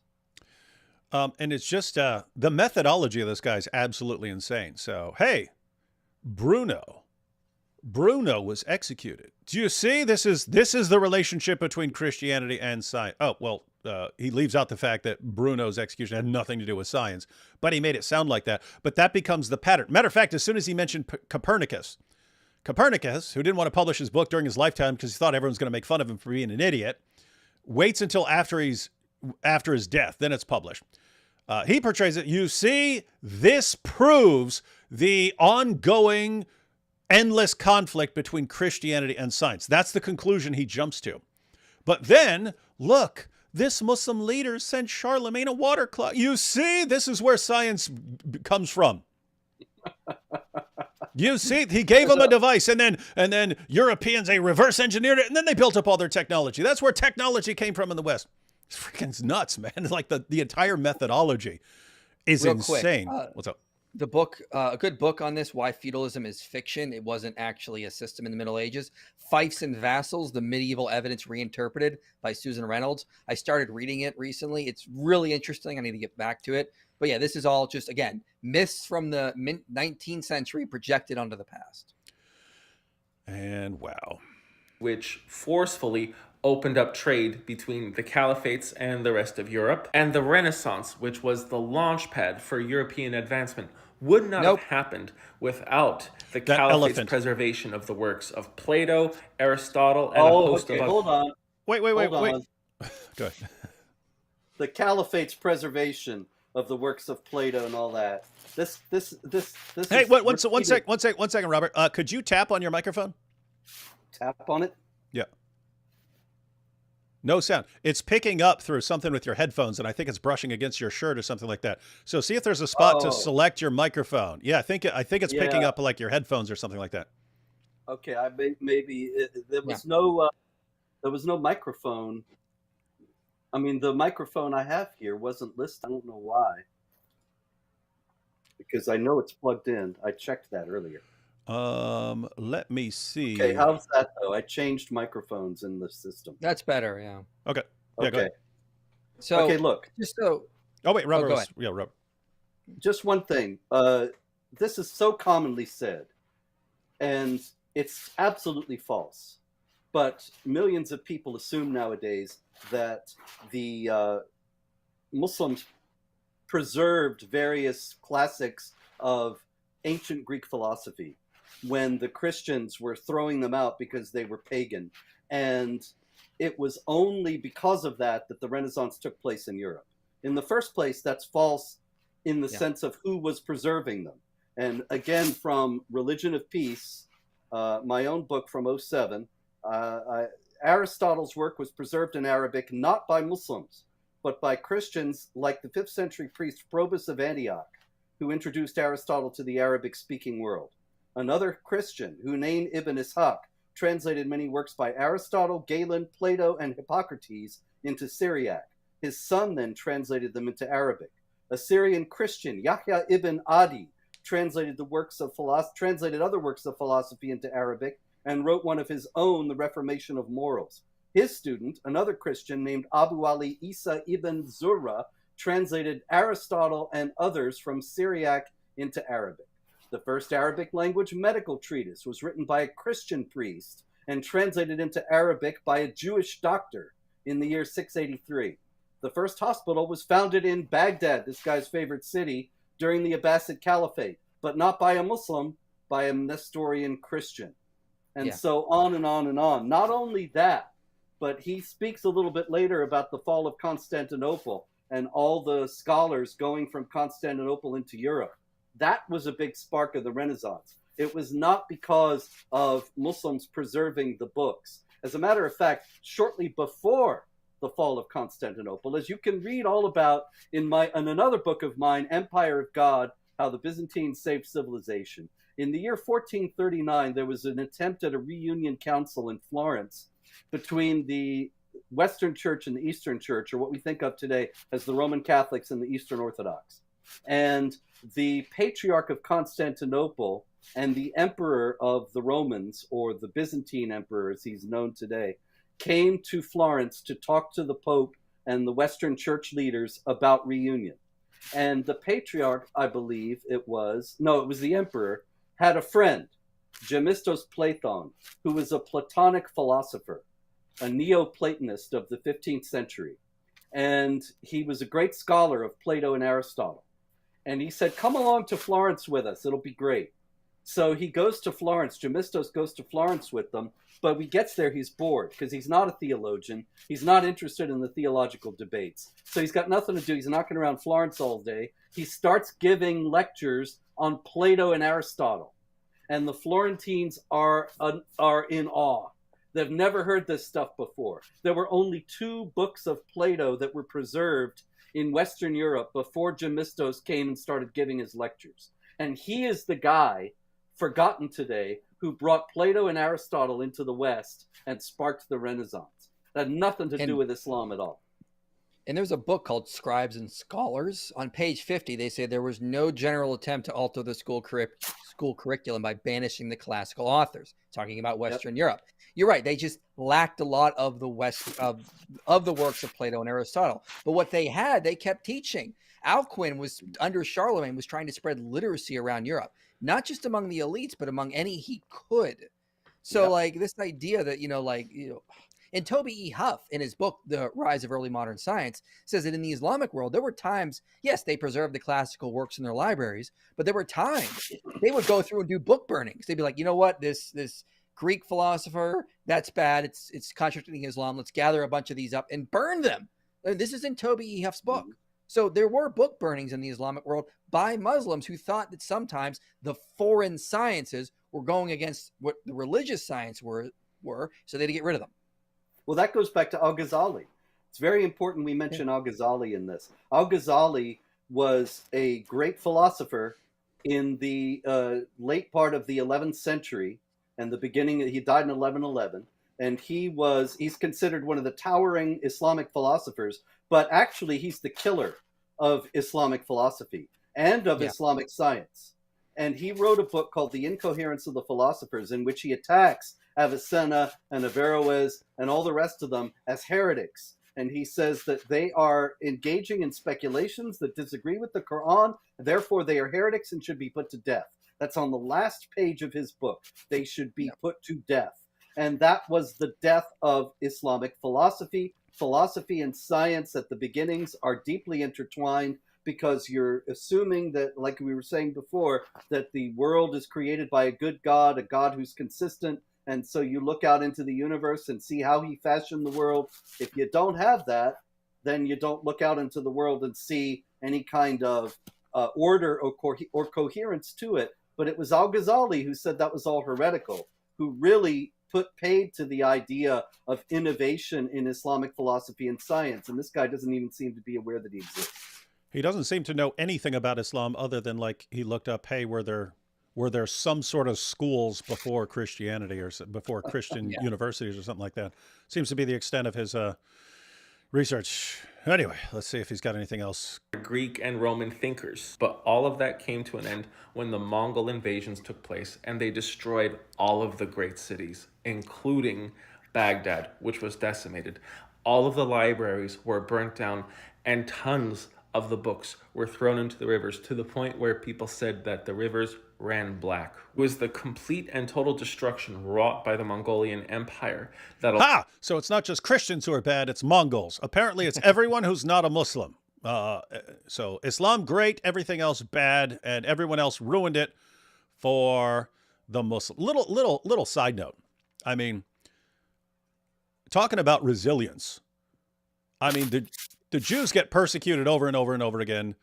People try to wipe them out over and over again, and they just keep thriving. They always find a way to thrive. Like the bubonic plague killed like a third of the population of Europe, and then you get the Renaissance. There's something like, it doesn't matter what's happening. I mean, World War II, Europe gets bombed down to rubble. They just rebuild it. There's a kind of resilience in certain cultures. And yet in Islam, it'll be, no, but the reason we're so far behind is because what the Mongols did so long ago. But that's why, and think about what that Crusader did 1,000 years ago. That's why things suck right now. That's why we have all these problems. It's like anything that's ever happened to them in history means you just, it's all over. It's over. It's over. And the idea the Mongols burned those libraries is actually disputed. Some of the early sources don't mention it. It's only mentioned in later texts. So I'm not even sure if that's accurate. Let's see. Allowed the caliphates to be easily conquered by the small Ottoman Empire, which eventually grew to become the Muslim seat of power as we knew it. There are a lot of horrible things to be said about the Ottoman Empire. I would look up Janissaries, because that's... Hey, I think this guy's like, it's only Arabs that are great. So Christians bad, Mongols bad, Ottomans bad, Turks bad, Arabs great, and the great source of everything that's ever happened. Something along those lines. Yeah, I did look up this Baghdad thing. Yeah, the main libraries in Baghdad were still in use in the first half of the 14th century. So it doesn't seem they were just burned and destroyed by the Mongols. This seems to be a myth that was created later, but I want to look more into this. Pure tragedy. And the Ottoman Empire got to enjoy the wealth and prosperity brought about by the caliphates for centuries until that empire itself met its eventual demise. And after 1453, the Renaissance was spurred even further as the city of Constantinople, which was the seat of the Byzantine Empire, fell to the Ottomans, and all of the scholars of that great city and empire fled to the rest of Europe. And yes, I'm aware that there is a huge gap in Why would they flee? Why wouldn't they want to be in the Muslim world? Why would Turks bad? Yeah. Okay. So Turks bad. If it had been the Arabs had conquered it, it would be great. If it had been Arabs, then they would have all lived in peace and harmony. But those Ottomans. Now between the Middle Eastern countries and, let's say, the West. But Islam is not at fault for this lack of advancement, just like Christianity is not responsible for all the scientific development over the past 5 centuries. Did you just catch that? Absolutely false. Did you just catch what he said? False. Islam isn't responsible for bad things, just like Christianity isn't responsible for any good things. He just said that. The consensus of modern historians on science is just the complete opposite. It's that Christianity is like the greatest pillar of modern science. And this doesn't just come from Christians like David Ungariano, Noah J. Ephron. These aren't Christians. And they're saying, yeah, Christianity is the reason we have modern science as it is today. Whereas Islam did contribute, it also limited it and prevented it from becoming its own institution. Christians came up with the separation of church and state. So secular institutions could develop on their own apart from religion. Islam didn't have that. Science had to be subject to whatever the Islamic teaching was. Therefore, it could never become anything great. And again, as you mentioned, Robert, with that one guy, Al-Ghazali. Yeah. When he shut that down, we start to see the decline. All the jurisprudence in Islam had been set. The legal authorities have made their state on so many decisions. That was now basically dogma for the most part, and it could not be questioned. Therefore, there was no reason for any sort of more development, more sort of like figuring out new ways of doing things, because everything had been set, shut up, do as you're told. Whereas in Europe, they didn't have that. They had a much more liberating system, allowing science to become modern science. Yeah, Robert, see if here's my overall assessment of when these things take off in Islam. Islam expands and conquers, and as it expands and conquers, it encounters other people's stuff. Just like they're taking the ladies as war booty, and just like they're taking their goods and so on, they're getting a hold of their books. And when they'd get a hold of some new books, some new information, if it's philosophy or science, they have to go to the caliph and say, hey, can we see what use can be made of this for Islam? It takes off for a while. Islam ultimately suffocates it because, as we were talking about earlier, on the one hand, Islam, it has this view that you're not the sort of thing that goes out and figures stuff. You have to sit back and be passive and be told what to think by Allah. And if Allah does not tell you what to think, you just have no idea what to think. So there's that, combined with this retrograde force that Islam always is, namely that the sort of core message of Islam is that the creator of the universe is absolutely obsessed with you living, breathing, walking, talking, speaking, and even going to the bathroom the way a 7th century Arab would. And that's like his main focus in the world. The focus is not making advancements, exploring the universe, anything like that. The focus of the creator of the universe is making sure that you live, speak, dress, and so on like a 7th century Arab. That's his cardinal obsession. And once you have that idea at the heart of your religion, anything that takes off is going to be suffocated real quick like. Well, if you want to move on to the parasitical. Real quick, I think we've got enough of this first video. After this, if you want to move on to the next video, I think we're good on. Do you even want to go on to the next video? I'm kind of tired of this dude.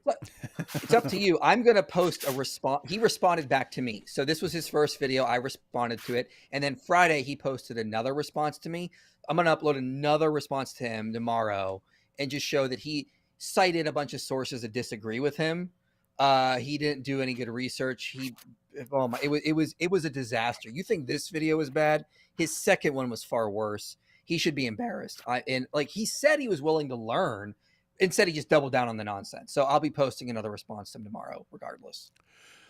Okay, so IP, what are your thoughts? Should we go into the next video, or because I have to say I'm not interested in anything this dude says after this. I'm like, you're a clueless ball of emotion who absorbed a bunch of stupid ideas 20 years ago, and you don't have the capacity, apparently, despite what you say, you don't have the capacity to advance beyond these stupid ideas. I'm just looking up this Mongol claim right now, and what I'm finding just on like a quick search is no, that's a myth invented after the 15th century. Actually, early when they went in, they may have burned some books, but they didn't make the Tigris black. This seems to be a myth of history, sort of like how they'll say Christians burned the Library of Alexandria, which is another myth. So it doesn't. I don't know if the Mongols actually did that. In fact, some are saying that when the Mongols took over, there was actually a flourishing period because there was more trade and exchange of ideas. So this seems to be just another myth of history. Well, this guy's picked up on a lot of those. He also said, you were talking about Dante earlier, and there's an actual legend that arose 100 years after Dante died, that he was hauled before the Inquisition and accused of heresy, and he wrote a poem defending his own orthodoxy. And the poem is a forgery. It's not by Dante. There isn't a single scholar in the world who thinks that he wrote it. But the whole story apparently was probably fabricated by the guy that wrote the poem to try to pass off his work as Dante's. And this guy thinks, oh, Dante was hauled before the Inquisition. There's no contemporary evidence of that at all. Here, David, I got an idea. Oh, one second. I just want to point out, what I find interesting. What I find interesting about this dude. Is he's giving the sort of same Arab supremacist view as I see on certain like Dawa sites and Dawa articles and so on, in the sense that anything good came from the Arab Muslim world. Anything bad was inflicted upon it by outside forces. The Ottomans, the Mongols, the Christians, everyone ruined it. Other than that, Arab Islam would have just flourished and blessed the entire world into one giant sugar-coated raindrop. But everyone else ruined it. But there's this idea that I see so many times from Dawa guys that and you have to blame something. You can't blame Islam for having any sort of problem. So it's always, oh, if this happened, it's because of them. It's because of them. It's because of them. We're just passive victims of circumstances here in the world. That's what he sounds like. But it's weird having this dude spout the same sort of nonsense that I hear from Dawa guys constantly. Here, David, I'm screen sharing right now the video I'm gonna upload tomorrow. If you want to play like a part of that, I just got to add caption to it. But if you want to just play like the first minute, you can kind of, I'll address his second video easily tomorrow. But I even added some. Well, let's go ahead and watch this. Let's go ahead and let him finish this out. There's 1 minute left. Centuries. The printing press is what allowed Europeans to read the Bible in the vernacular, and the Ottoman Empire resisted the adoption of that. While Europe was catching up to the advancements of the Middle East and North Africa, the Ottomans were strengthening their grip and quite primitive compared to their predecessors. While Europe was advancing, the Ottomans were primitive compared to the Arabs. Despite the influence of the Christian Church, the Ottoman Empire only cared about cementing their grasp and conquering their neighbor. By the mid-1800s, while Europe was industrializing heavily... What planet? They only cared about conquering... Has this guy followed... Just the serve... Dude, just look at the expansion in the first century of Islam. Just the first century. Just century number one. Just one. Just that first little bit. Talking about, oh no, it's the Ottomans. They were obsessed with... Oh my goodness, what a dope. Yeah.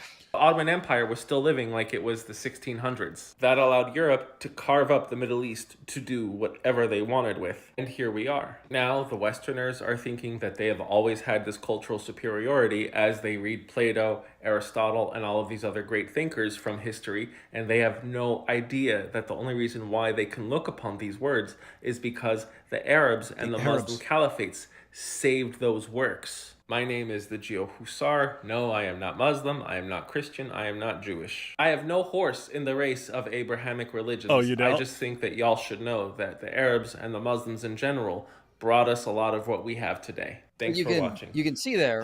I just think y'all should know. 1,000 followers. I just think y'all should. Well, that'd work on TikTok now. That works on TikTok. You have a giant. You have a bunch of 14-year-old people who don't know anything, have never studied anything. They don't know anything about history. This guy's telling them a bunch of stuff, and he's sounding confident.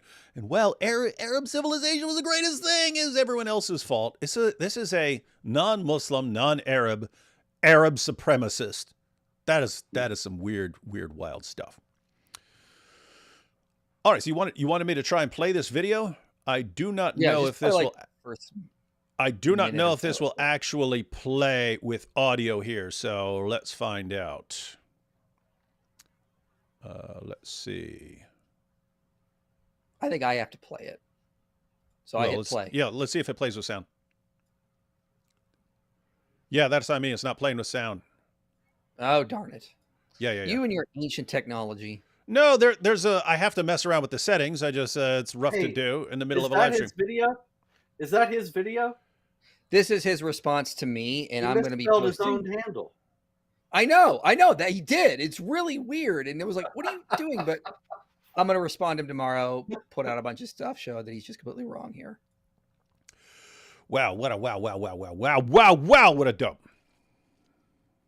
This is bad Yeah, I stuff. thought he was pretty smart when I first came across him because he was doing geopolitics, which seems to be his area of expertise. But when he dives into history, it's just like, dude, stop. You're embarrassing yourself. This is bad. It's pretty terrible. Glad you are responding. All right, Robert, any final thoughts on that guy's stuff? You know, actually, David, earlier you were talking about how Islam comes in and takes what the infidels that they've conquered have and uses it insofar as it can be used to further Islam. This is very important to note that Islam is essentially and inherently parasitical, and it's parasitical economically as well as culturally and intellectually. And so economically, it's laid out in the Quran and in Islamic law and tradition that you subjugate the conquered people, you collect the jizya. You can track the economic prosperity of the caliphates of the Ottoman Empire as the last caliphate, and even the earlier ones, that when the subject people were relatively prosperous, then they were paying a lot of jizya and the empire prospered. But as the subject people began to be bled dry and so completely subjugated and relegated to the lowest rung of society, they couldn't pay significant jizya. The empire went into decline. This is why the Ottoman Empire became the sick man of Europe. But it's the same thing intellectually, that they came in, they conquered the Byzantines, they conquered Constantinople, and they took the Greek philosophy. You could say that they got it. The Arabs took it earlier, absolutely, and they were using it, but then they didn't do anything with it.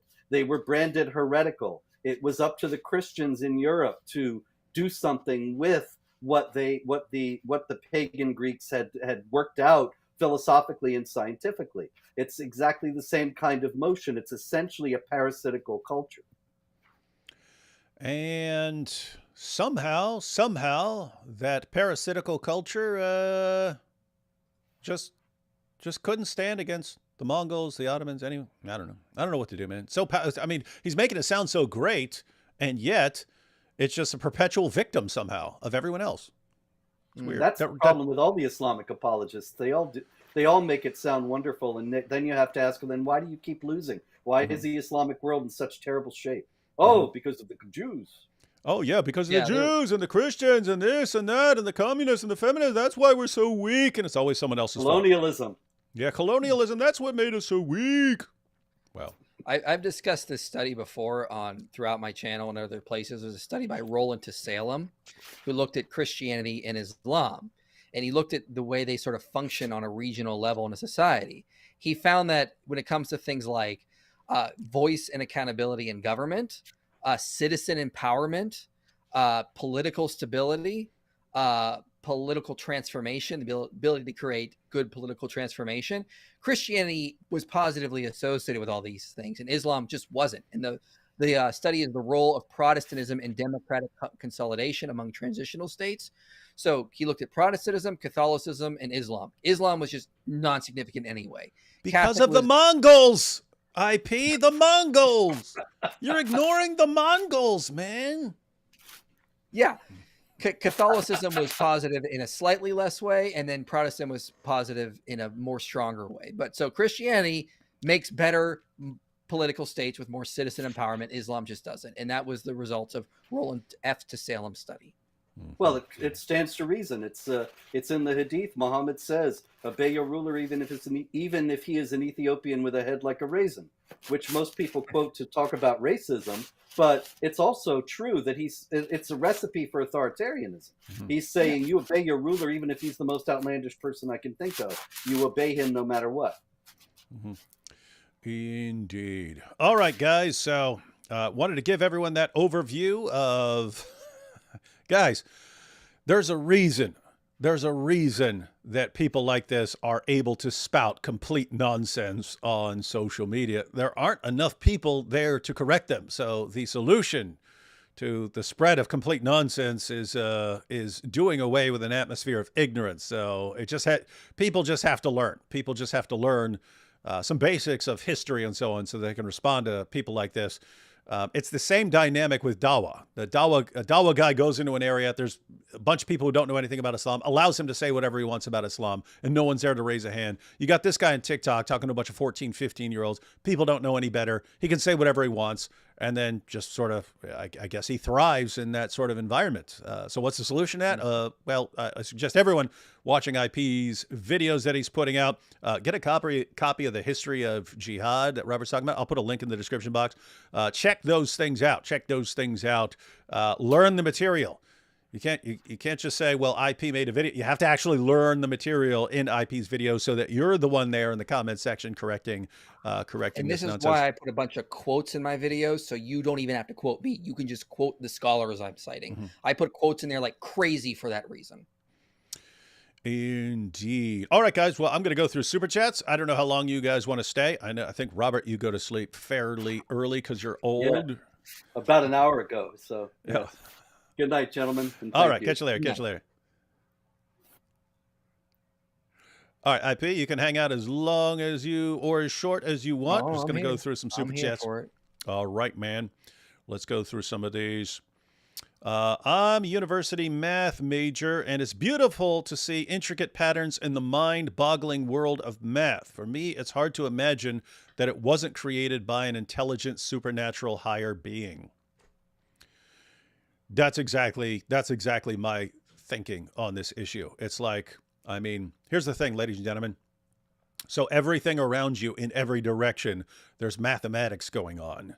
Every particle, everywhere. All of reality, there's mathematics going on. In my view, mathematics is a language, and that means everything is speaking from every direction. Makes no sense on atheism. It just doesn't. There's no reason to think that if a universe formed by random, at random or something like this, it's going to be like this this sophisticated system of mathematics. Does make sense from a theistic perspective. Someone just said in the chat, Michael's the kid in the school who always raised his hand and wanted to know how many sources were too many. I actually asked one of my college professors that one time when I was getting my master's. I was like, how long can my bibliography be? Because do you want... So yeah, that was me. That is a little bit nerdy, but not Mike. Fortunately, not Mike Winger nerdy. But yeah, agree completely on the mathematics. In fact, like to cover more on that because this has been developed by various philosophers and apologists and so on. So, hey, IP, quick question. What are some of the best books on the Tetragrammaton? Yeah, I mean, I don't know about pronunciation because I think most just say it's either YahWeh. An earlier form might be Yahoo. I've heard YahWeh. Check out a book by Trigve Manager, In Search of God. Another one might be good on this. Mark S. Smith, God in Translation would be good. I'd say start with those two and then see the books they cite because I think they would cite more that could give you a better path. So maybe start with those two. One's older, one's newer, and should give you a good place to go. But I think the most likely pronunciation is going to be YahWeh. And let's see, Apostate of Allah. says, how are you guys here trying to discredit Islam when the Bible doesn't have anything in it? Like Surah 1666, it's a scientific miracle. Hey, apostate of Allah, we know you're joking, but that was actually the first scientific miracle of Islam I ever encountered. So I was in prison. This was at Stanton Correctional Center, and I became friends with the imam there, like the Muslim community there had their own inmate imam and so on. And he said my mind was going to be blown by this video they have on the scientific miracles of Islam. So he sat me down for this scientific miracles video, and he was just, oh my goodness. And what would happen in every case is it would quote a Quran verse, and then would go into all this scientific stuff. And I'm sitting there thinking none of that was actually in that verse. We're going all this scientific and all this graphics and stuff like this. And then how could this have been known by Muhammad? It's like the verse didn't say any of that stuff. Verse didn't say any of that stuff. So what's apostate of Allah here talking about? I'll read the Pickthall here. And lo, in the cattle there is a lesson for you. We give you to drink of that which is in their bellies, from betwixt the refuse and the blood, pure milk, palatable to the drinkers. So, hey, cows make milk. What even is this? What? This is not a miracle. Oh, what are you talking about, man? Cows make milk. Where'd you think milk came from there? IP. You Come got on. me. Okay, thank you. Like that. Yeah, Okay. you wouldn't have known that. You wouldn't have known that if Allah didn't tell you. It's amazing. How could Allah have known that cows make milk? Again, I'm not joking. That was the first. And in the video, they went into all these details of how cows produce milk and stuff like this. That how could this have been known? It's so dumb. Oh boy. Robert McLean says, D Wood, thank you that I'm not like Mike Winger. IP, have mercy on me, a wingaling. And one of us went away justified. It's me. Muslims know inventions from 7th century, but happy to have cars, phones, washing machines, and all Western inventions. They don't feel shame or being hypocrite. Oh, now to be fair, they did come up with, again, medical advancements, medical instruments, and so on. They did produce inventions and so on. And so the issue is, and guess what? That's just what you expect from an expanding empire. They're going to encounter all sorts of things and be able to make connections and be able to take advantage of things and so on. And so you did have some flourishing. It just doesn't last. It never lasts in Islam. Islam is this suffocating force that just suffocates everything. I mean, they started out pretty well, and then when they used science as much as they could to benefit Islam, they just gave up, and we see the decline in the Arab world, whereas in Europe, it's exploding. When the West was pro-Christianity, you had scientific flourishing. Now that Christianity is in decline, people ask, what is a woman? Yeah. You'll still have scientific flourishing, but yeah, that makes a point in the sense that the prediction of and I'll have a video coming out on this soon. The prediction of the new atheist was, hey, if we just get past Christianity, we'll have this new scientific utopia. People are going to get more rational and more scientific. And as soon as people start, get past Christianity, everyone starts going insane and entertaining any stupid idea, no matter how unscientific it is. And then you also had, I don't know if you've seen this, like the spike in witches. Like there's as people turn away from Christianity, there's a spike in witches. It's funny. It's funny stuff. Yeah. Well, when you move away from the idea there was a one rational creator that governs the whole universe by his own rational thoughts and places laws that flow from his nature that he's not going to violate, you're going to get science. When you move away from that, you're going to go back to pagan ideas. So horoscopes, witches, this nonsense, and that's what we're seeing a rise of, unfortunately. Like metaphysical stores I've seen pop up over Tucson, for example. It's ridiculous. Mm-hmm. Why you beef with Mike Winger? New to the channel. Why do I beef with Mike Winger? Don't get me started. Like where do I begin? His nerd face, his nerd hair, his nerd glasses, his nerd shirts, literal nerd shirt. He wears a literal nerd shirt. his nerd videos, his nerd voice, everything is like nerd all the way down. What do you expect me? Oh, great. Like the nerdiest person in the history of humanity. Yay. That's my favorite person ever. Come on, be realistic. Rogue Provisionist said, Mike Winger, the kind of guy that cries before bed because all the vitriol and rhetoric from David and his followers. D. Wood warns about cult tactics, but he probably does cry himself to sleep over this stuff. My goodness, saw on Jai and DOC, watched Muhammad Hijab movie, Raging Narcissist, which was so cringe and bad. I don't know if he is a worse actor or if he's a worse actor or Dawa preacher. Yeah, I don't know if you know this, IP, but apparently Muhammad Hijab came out with a movie, or he's coming out with a movie on his own channel. Watch party. I don't know. I could anticipate. I was like, one, it's going to be completely narcissistic.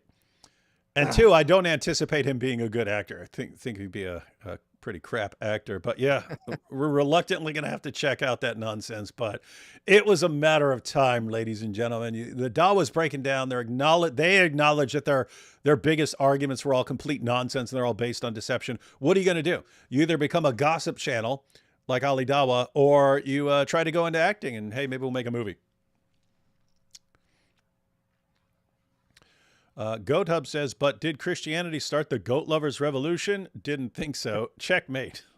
Yeah, that was someone else. Hey, here you go. Question for IP. Your stream on the Exodus, why didn't you get Dr. Falk on for the response? Mm-hmm. Oh, yeah. So I'll be responding to cyber bullies on Wednesday on my channel who just made a really terrible response and made numerous historical errors.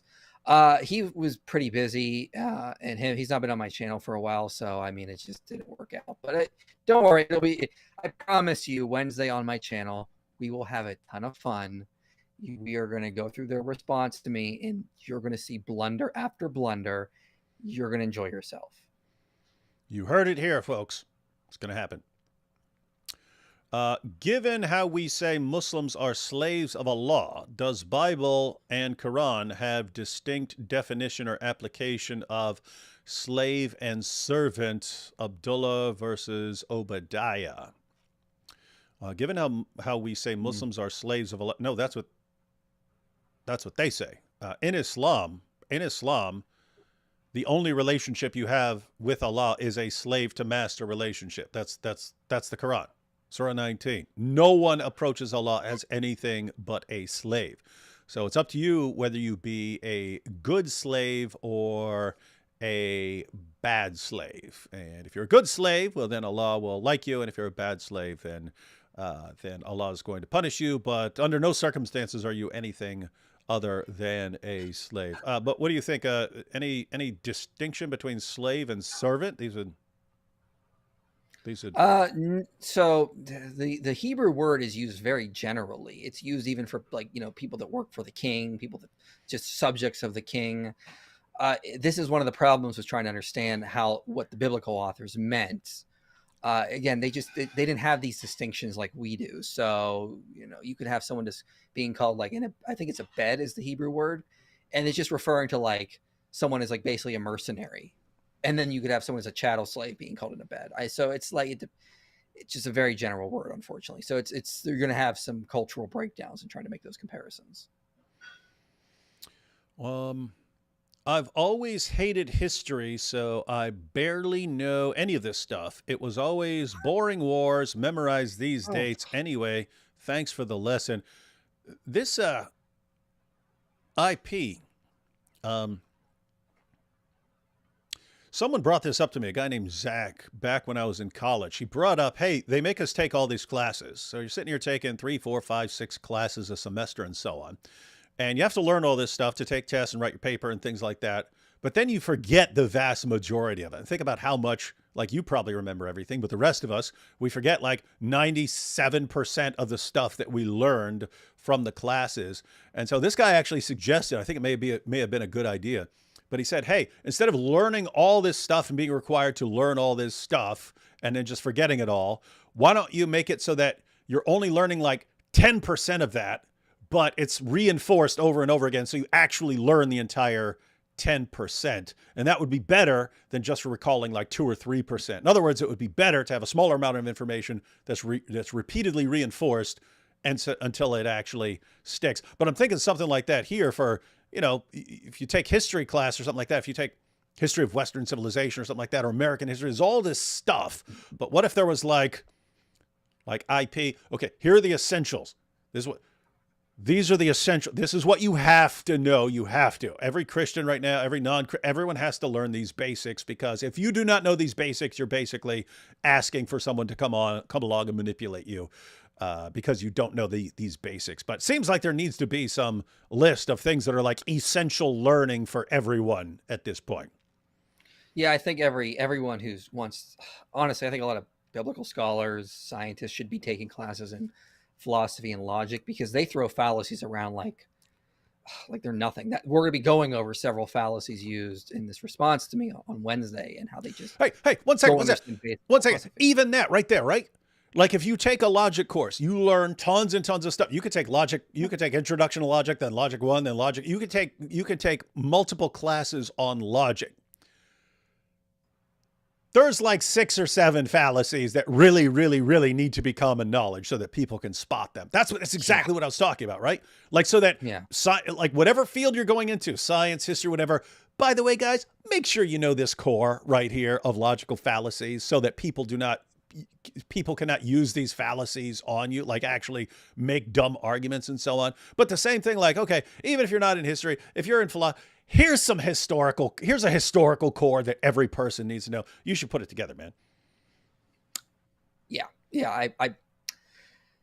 I'll look into that for sure. I think it would be good.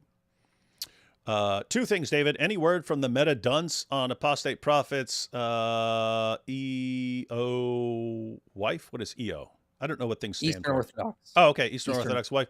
After you rightly clowned Jake, I don't know if he responded. I don't follow Jake's stuff. I think he's a dope. But I don't know if you were following that, but he called, he insulted AP's wife, and then we had a Quran desecration party. Yeah. Sounds good. Yeah, that's what we did. But yeah, I don't know if he's responded anywhere. I'm not terribly interested. Although I have to say, if he doesn't like correct himself, if he doesn't check that, if he just leaves that stuff up, we're going to keep doing it. We're going to keep. Oh, well, I will keep it up for years. We'll keep it up for years, just constantly going after it. But that's the issue. Hijab, Ali, these guys are narcissists, right? And you can tell, because you can say, hey, you take something down or apologize or something like that, and that will stop a ton of Quran desecration that's about to happen if you don't, and they won't do it. And what's that mean? It means they care more about their own egos than they actually care about what they're supposed to care about in Islam. And to IP, what do you make of the idolatry on both sides of the political aisle, i.e. comparing Trump to Jesus? Yeah, IP, why you keep comparing Trump to Jesus? Yeah, this is what happens when traditional religiosity breaks down. We start to revert to political religions. So scholars will note that, you see people sort of idealizing political figures. It's among the least churched individuals on the right, for example. So Christian symbols get reinterpreted in political ways. The political figure becomes a new Messiah type figure. And so again, this is just a result of, people leaving traditional Christianity. New atheists like Dawkins and Harris, they're creating the worst nightmare, because they're terrified of things like Christian nationalism and far right extremism. Well, the more they attack traditional religion and try to deconvert people, they move into political religions as a replacement. So they're creating their own nightmare. Yeah, people in the past, like Chesterton and Francis Schaeffer and so on, they pointed out what happens when you had Christianity, they were talking about Chesterton talked about it in terms of like various values or virtues and things like that they're all connected in Christianity. As soon as you take out the Christian framework, they're all sort of hanging in midair, and people will pick one and like idolize it. So you'll pick like tolerance, which is good if it's connected to everything else, like wisdom and justice and all of it. If they're all connected into a coherent whole, once that which makes them a coherent whole is brushed aside, then people just turn various virtues into an idol. So tolerance, and then that just becomes the most important thing in the universe until, and it's not connected to anything else. And so you have that, but you also have that with people, ladies and gentlemen. It's not just with ideas or something like that you'll cling to and make an idol out of it. You'll cling to a person, and that'll become your new idol. So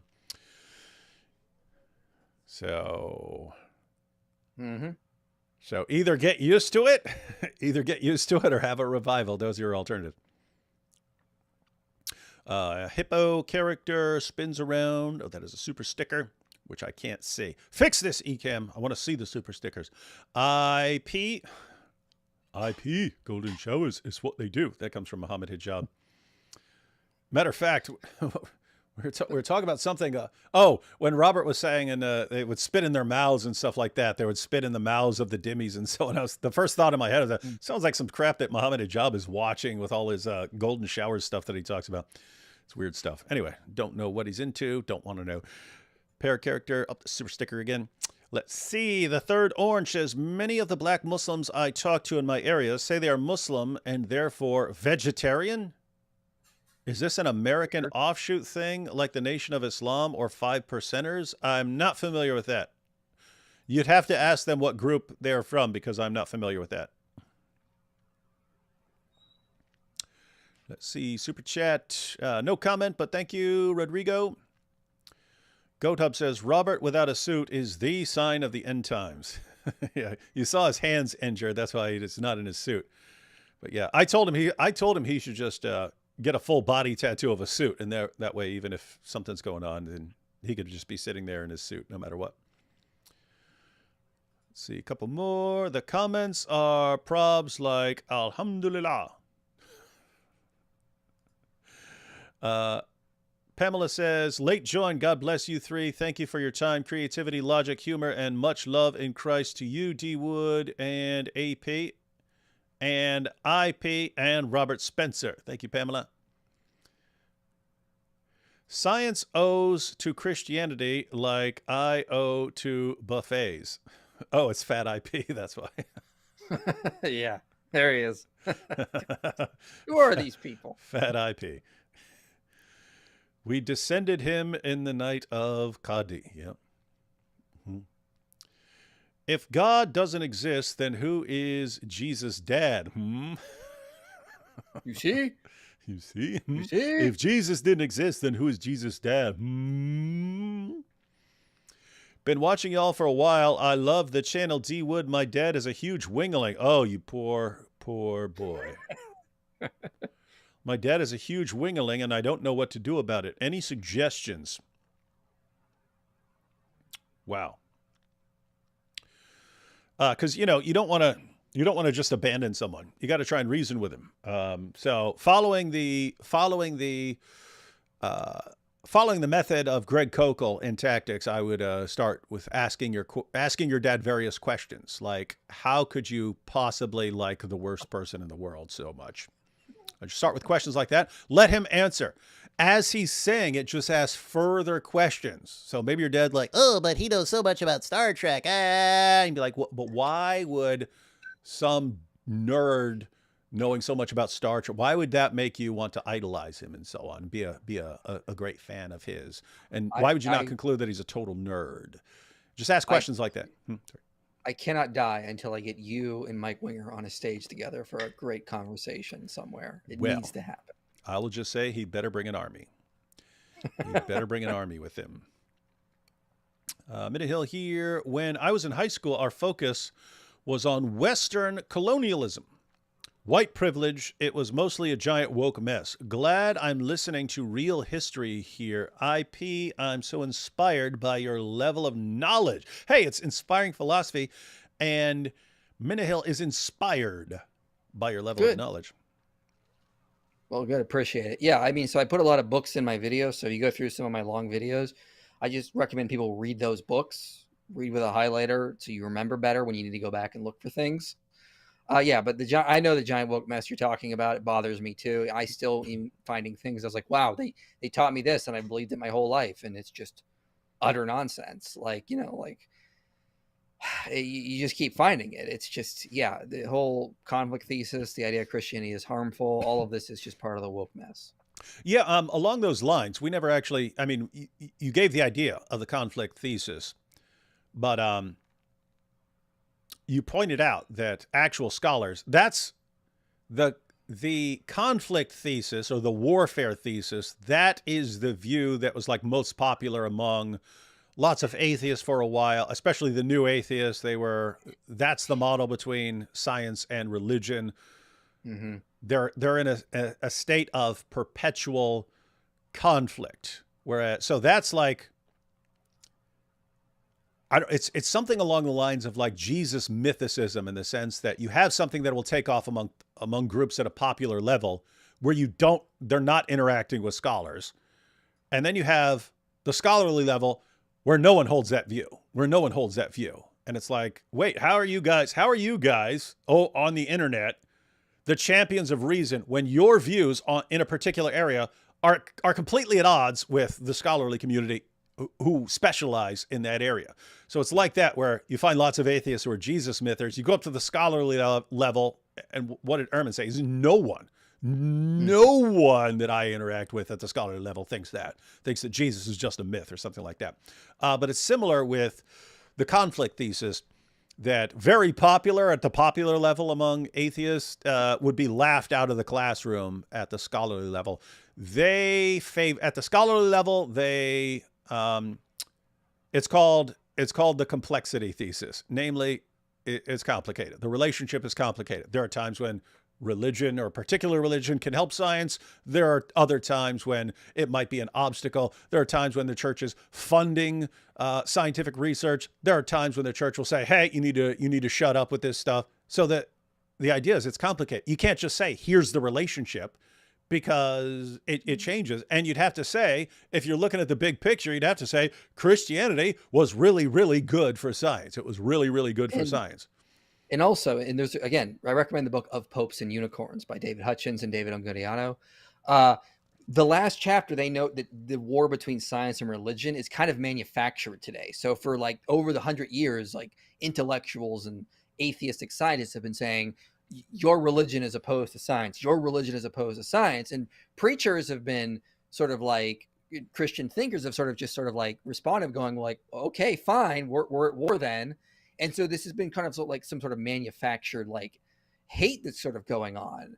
It's not historical, but it is kind of happening now, because so many intellectual thinkers have said, this Christian religion is going against science, even though it isn't. And so we're going to manufacture this war kind of thing. So after Christians are being told this for like decades, they're like, okay, fine, we're against your science if your science is against our religion.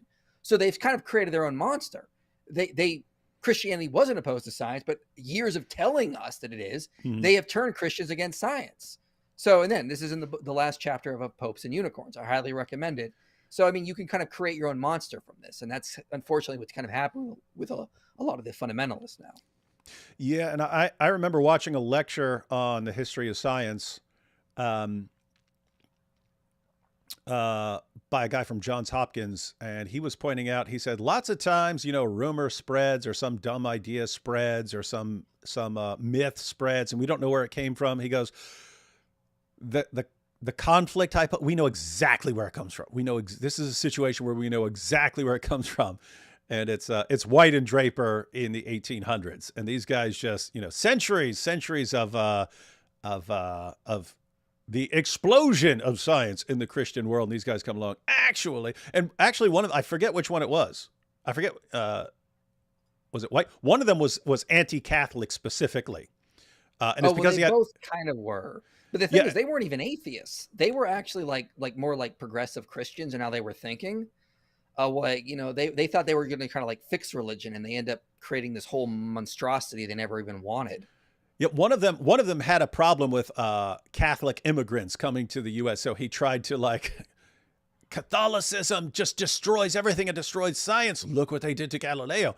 And then so he quote mines everything down through history. By the way, guys, these are the same people who spread the idea that in the past, Christians thought that the earth is flat and that everyone's worried that when Columbus goes out that he's going to fall off the edge of the earth. Complete, total nonsense. I think historians of science were able to find something like two knowledgeable people ever who held the flat earth theory in the Christian world and so on. And so it's a myth. Cosmas and I forget, it starts with an L. He was a tutor for Constantine's son, just like Lactatius or something like that. Lactantius, I believe. So Cosmas and Lactantius. Yeah, and so it's a myth, and it's just amazing that those myths can become the dominant view to where people today still, there's always this conflict between Christianity and religion. Why? How do you know that? Because of Galileo. Look what. Do you know anything about Galileo? Do you know anything about that whole issue? No, I don't, but I heard that. It's exactly what I heard. It's what I heard in like 10th grade biology class and so on. GoatHub says, Muslim spits in the mouth of Dimmy on Daniel's laptop. Yes, that is something that would be on Daniel's Predator laptop. Solaria says, got here rather late as a result of recording a video. Glad to arrive in time to say hi and contribute some pocket change regardless. Thank you, Solaria. Two more here. Sink or swim with stars. Just saw Mike Winger's bookshelves. Lol, I know. What a joke. What a bookshelf joke. Guy should be ashamed of himself. And finally, we have Gay P. Has anyone seen Buff IP anywhere? He's such a hunk. This is weird, man. Right here. I'm right here. What are you talking about? Yeah, what are you asking? He's been on the show the entire time. Yeah, what's going on? All right, guys. So, yeah, this is every show pretty much boils down to this. There's a bunch of people relying on deception and manipulation, trying to take advantage of people's ignorance. The solution is to do away with the ignorance. So everyone needs to learn what you can. We know that people have different, people are in all sorts of different situations in life as far as what they do and what they have time for and so on. Everyone's got to learn the basics. It's the only way. I don't know what world anyone else is looking at, but you have a ton of people trying to deceive and manipulate others right now. And if we do not learn how to respond to that and how to create a population of informed people,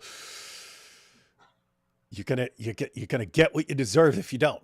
You're gonna get if the vast majority of the population says, no, we choose to remain ignorant and we refuse to learn the basics. Okay, well, then you're going to get what you deserve. You're asking for it. You're basically asking to be deceived and manipulated. So anyway, we'll help as much as we can, but it does come down to other people doing their part. All right, final thoughts on everything IP. You've mentioned some stuff you got coming up, but any closing thoughts here? Yeah, I recommend the channel History for Atheists by Tim O'Neill. He's an atheist, and he corrects a lot of the misconceptions about medieval history. He's got a 3-part interview with an historian, Tony Christie, on Galileo. He's got a lot of other good interviews covering like misconceptions about Christian history, so you can check that out. Check that stuff out, and be sure to follow Inspiring Philosophy on YouTube and TikTok and Twitter, whatever platforms you're on. Be sure you're following them on those, because putting out a lot of good content. And all right, I think that's about it. We will catch you all next time. And as far as Robert, because Robert was on here with us, now if you're interested in the history of jihad, then his book, The History of Jihad, just the best book out there. He's got the Quran with commentary. So he's got the Quran, the critical Quran. If you want to stay up to date on jihad, like daily news, follow his website, Jihad Watch. That just everything that happens, it gets posted there. If you prefer video format, whenever we're free, we tend to go live on Wednesday evenings at 8 for This Week in Jihad, where we cover everything that's happened that week or the most important events of that week. So figure out what you're interested in and check that stuff out. And we have here Pamela C. with Amen, John 10:10. Indeed. All right. We'll catch you all next time.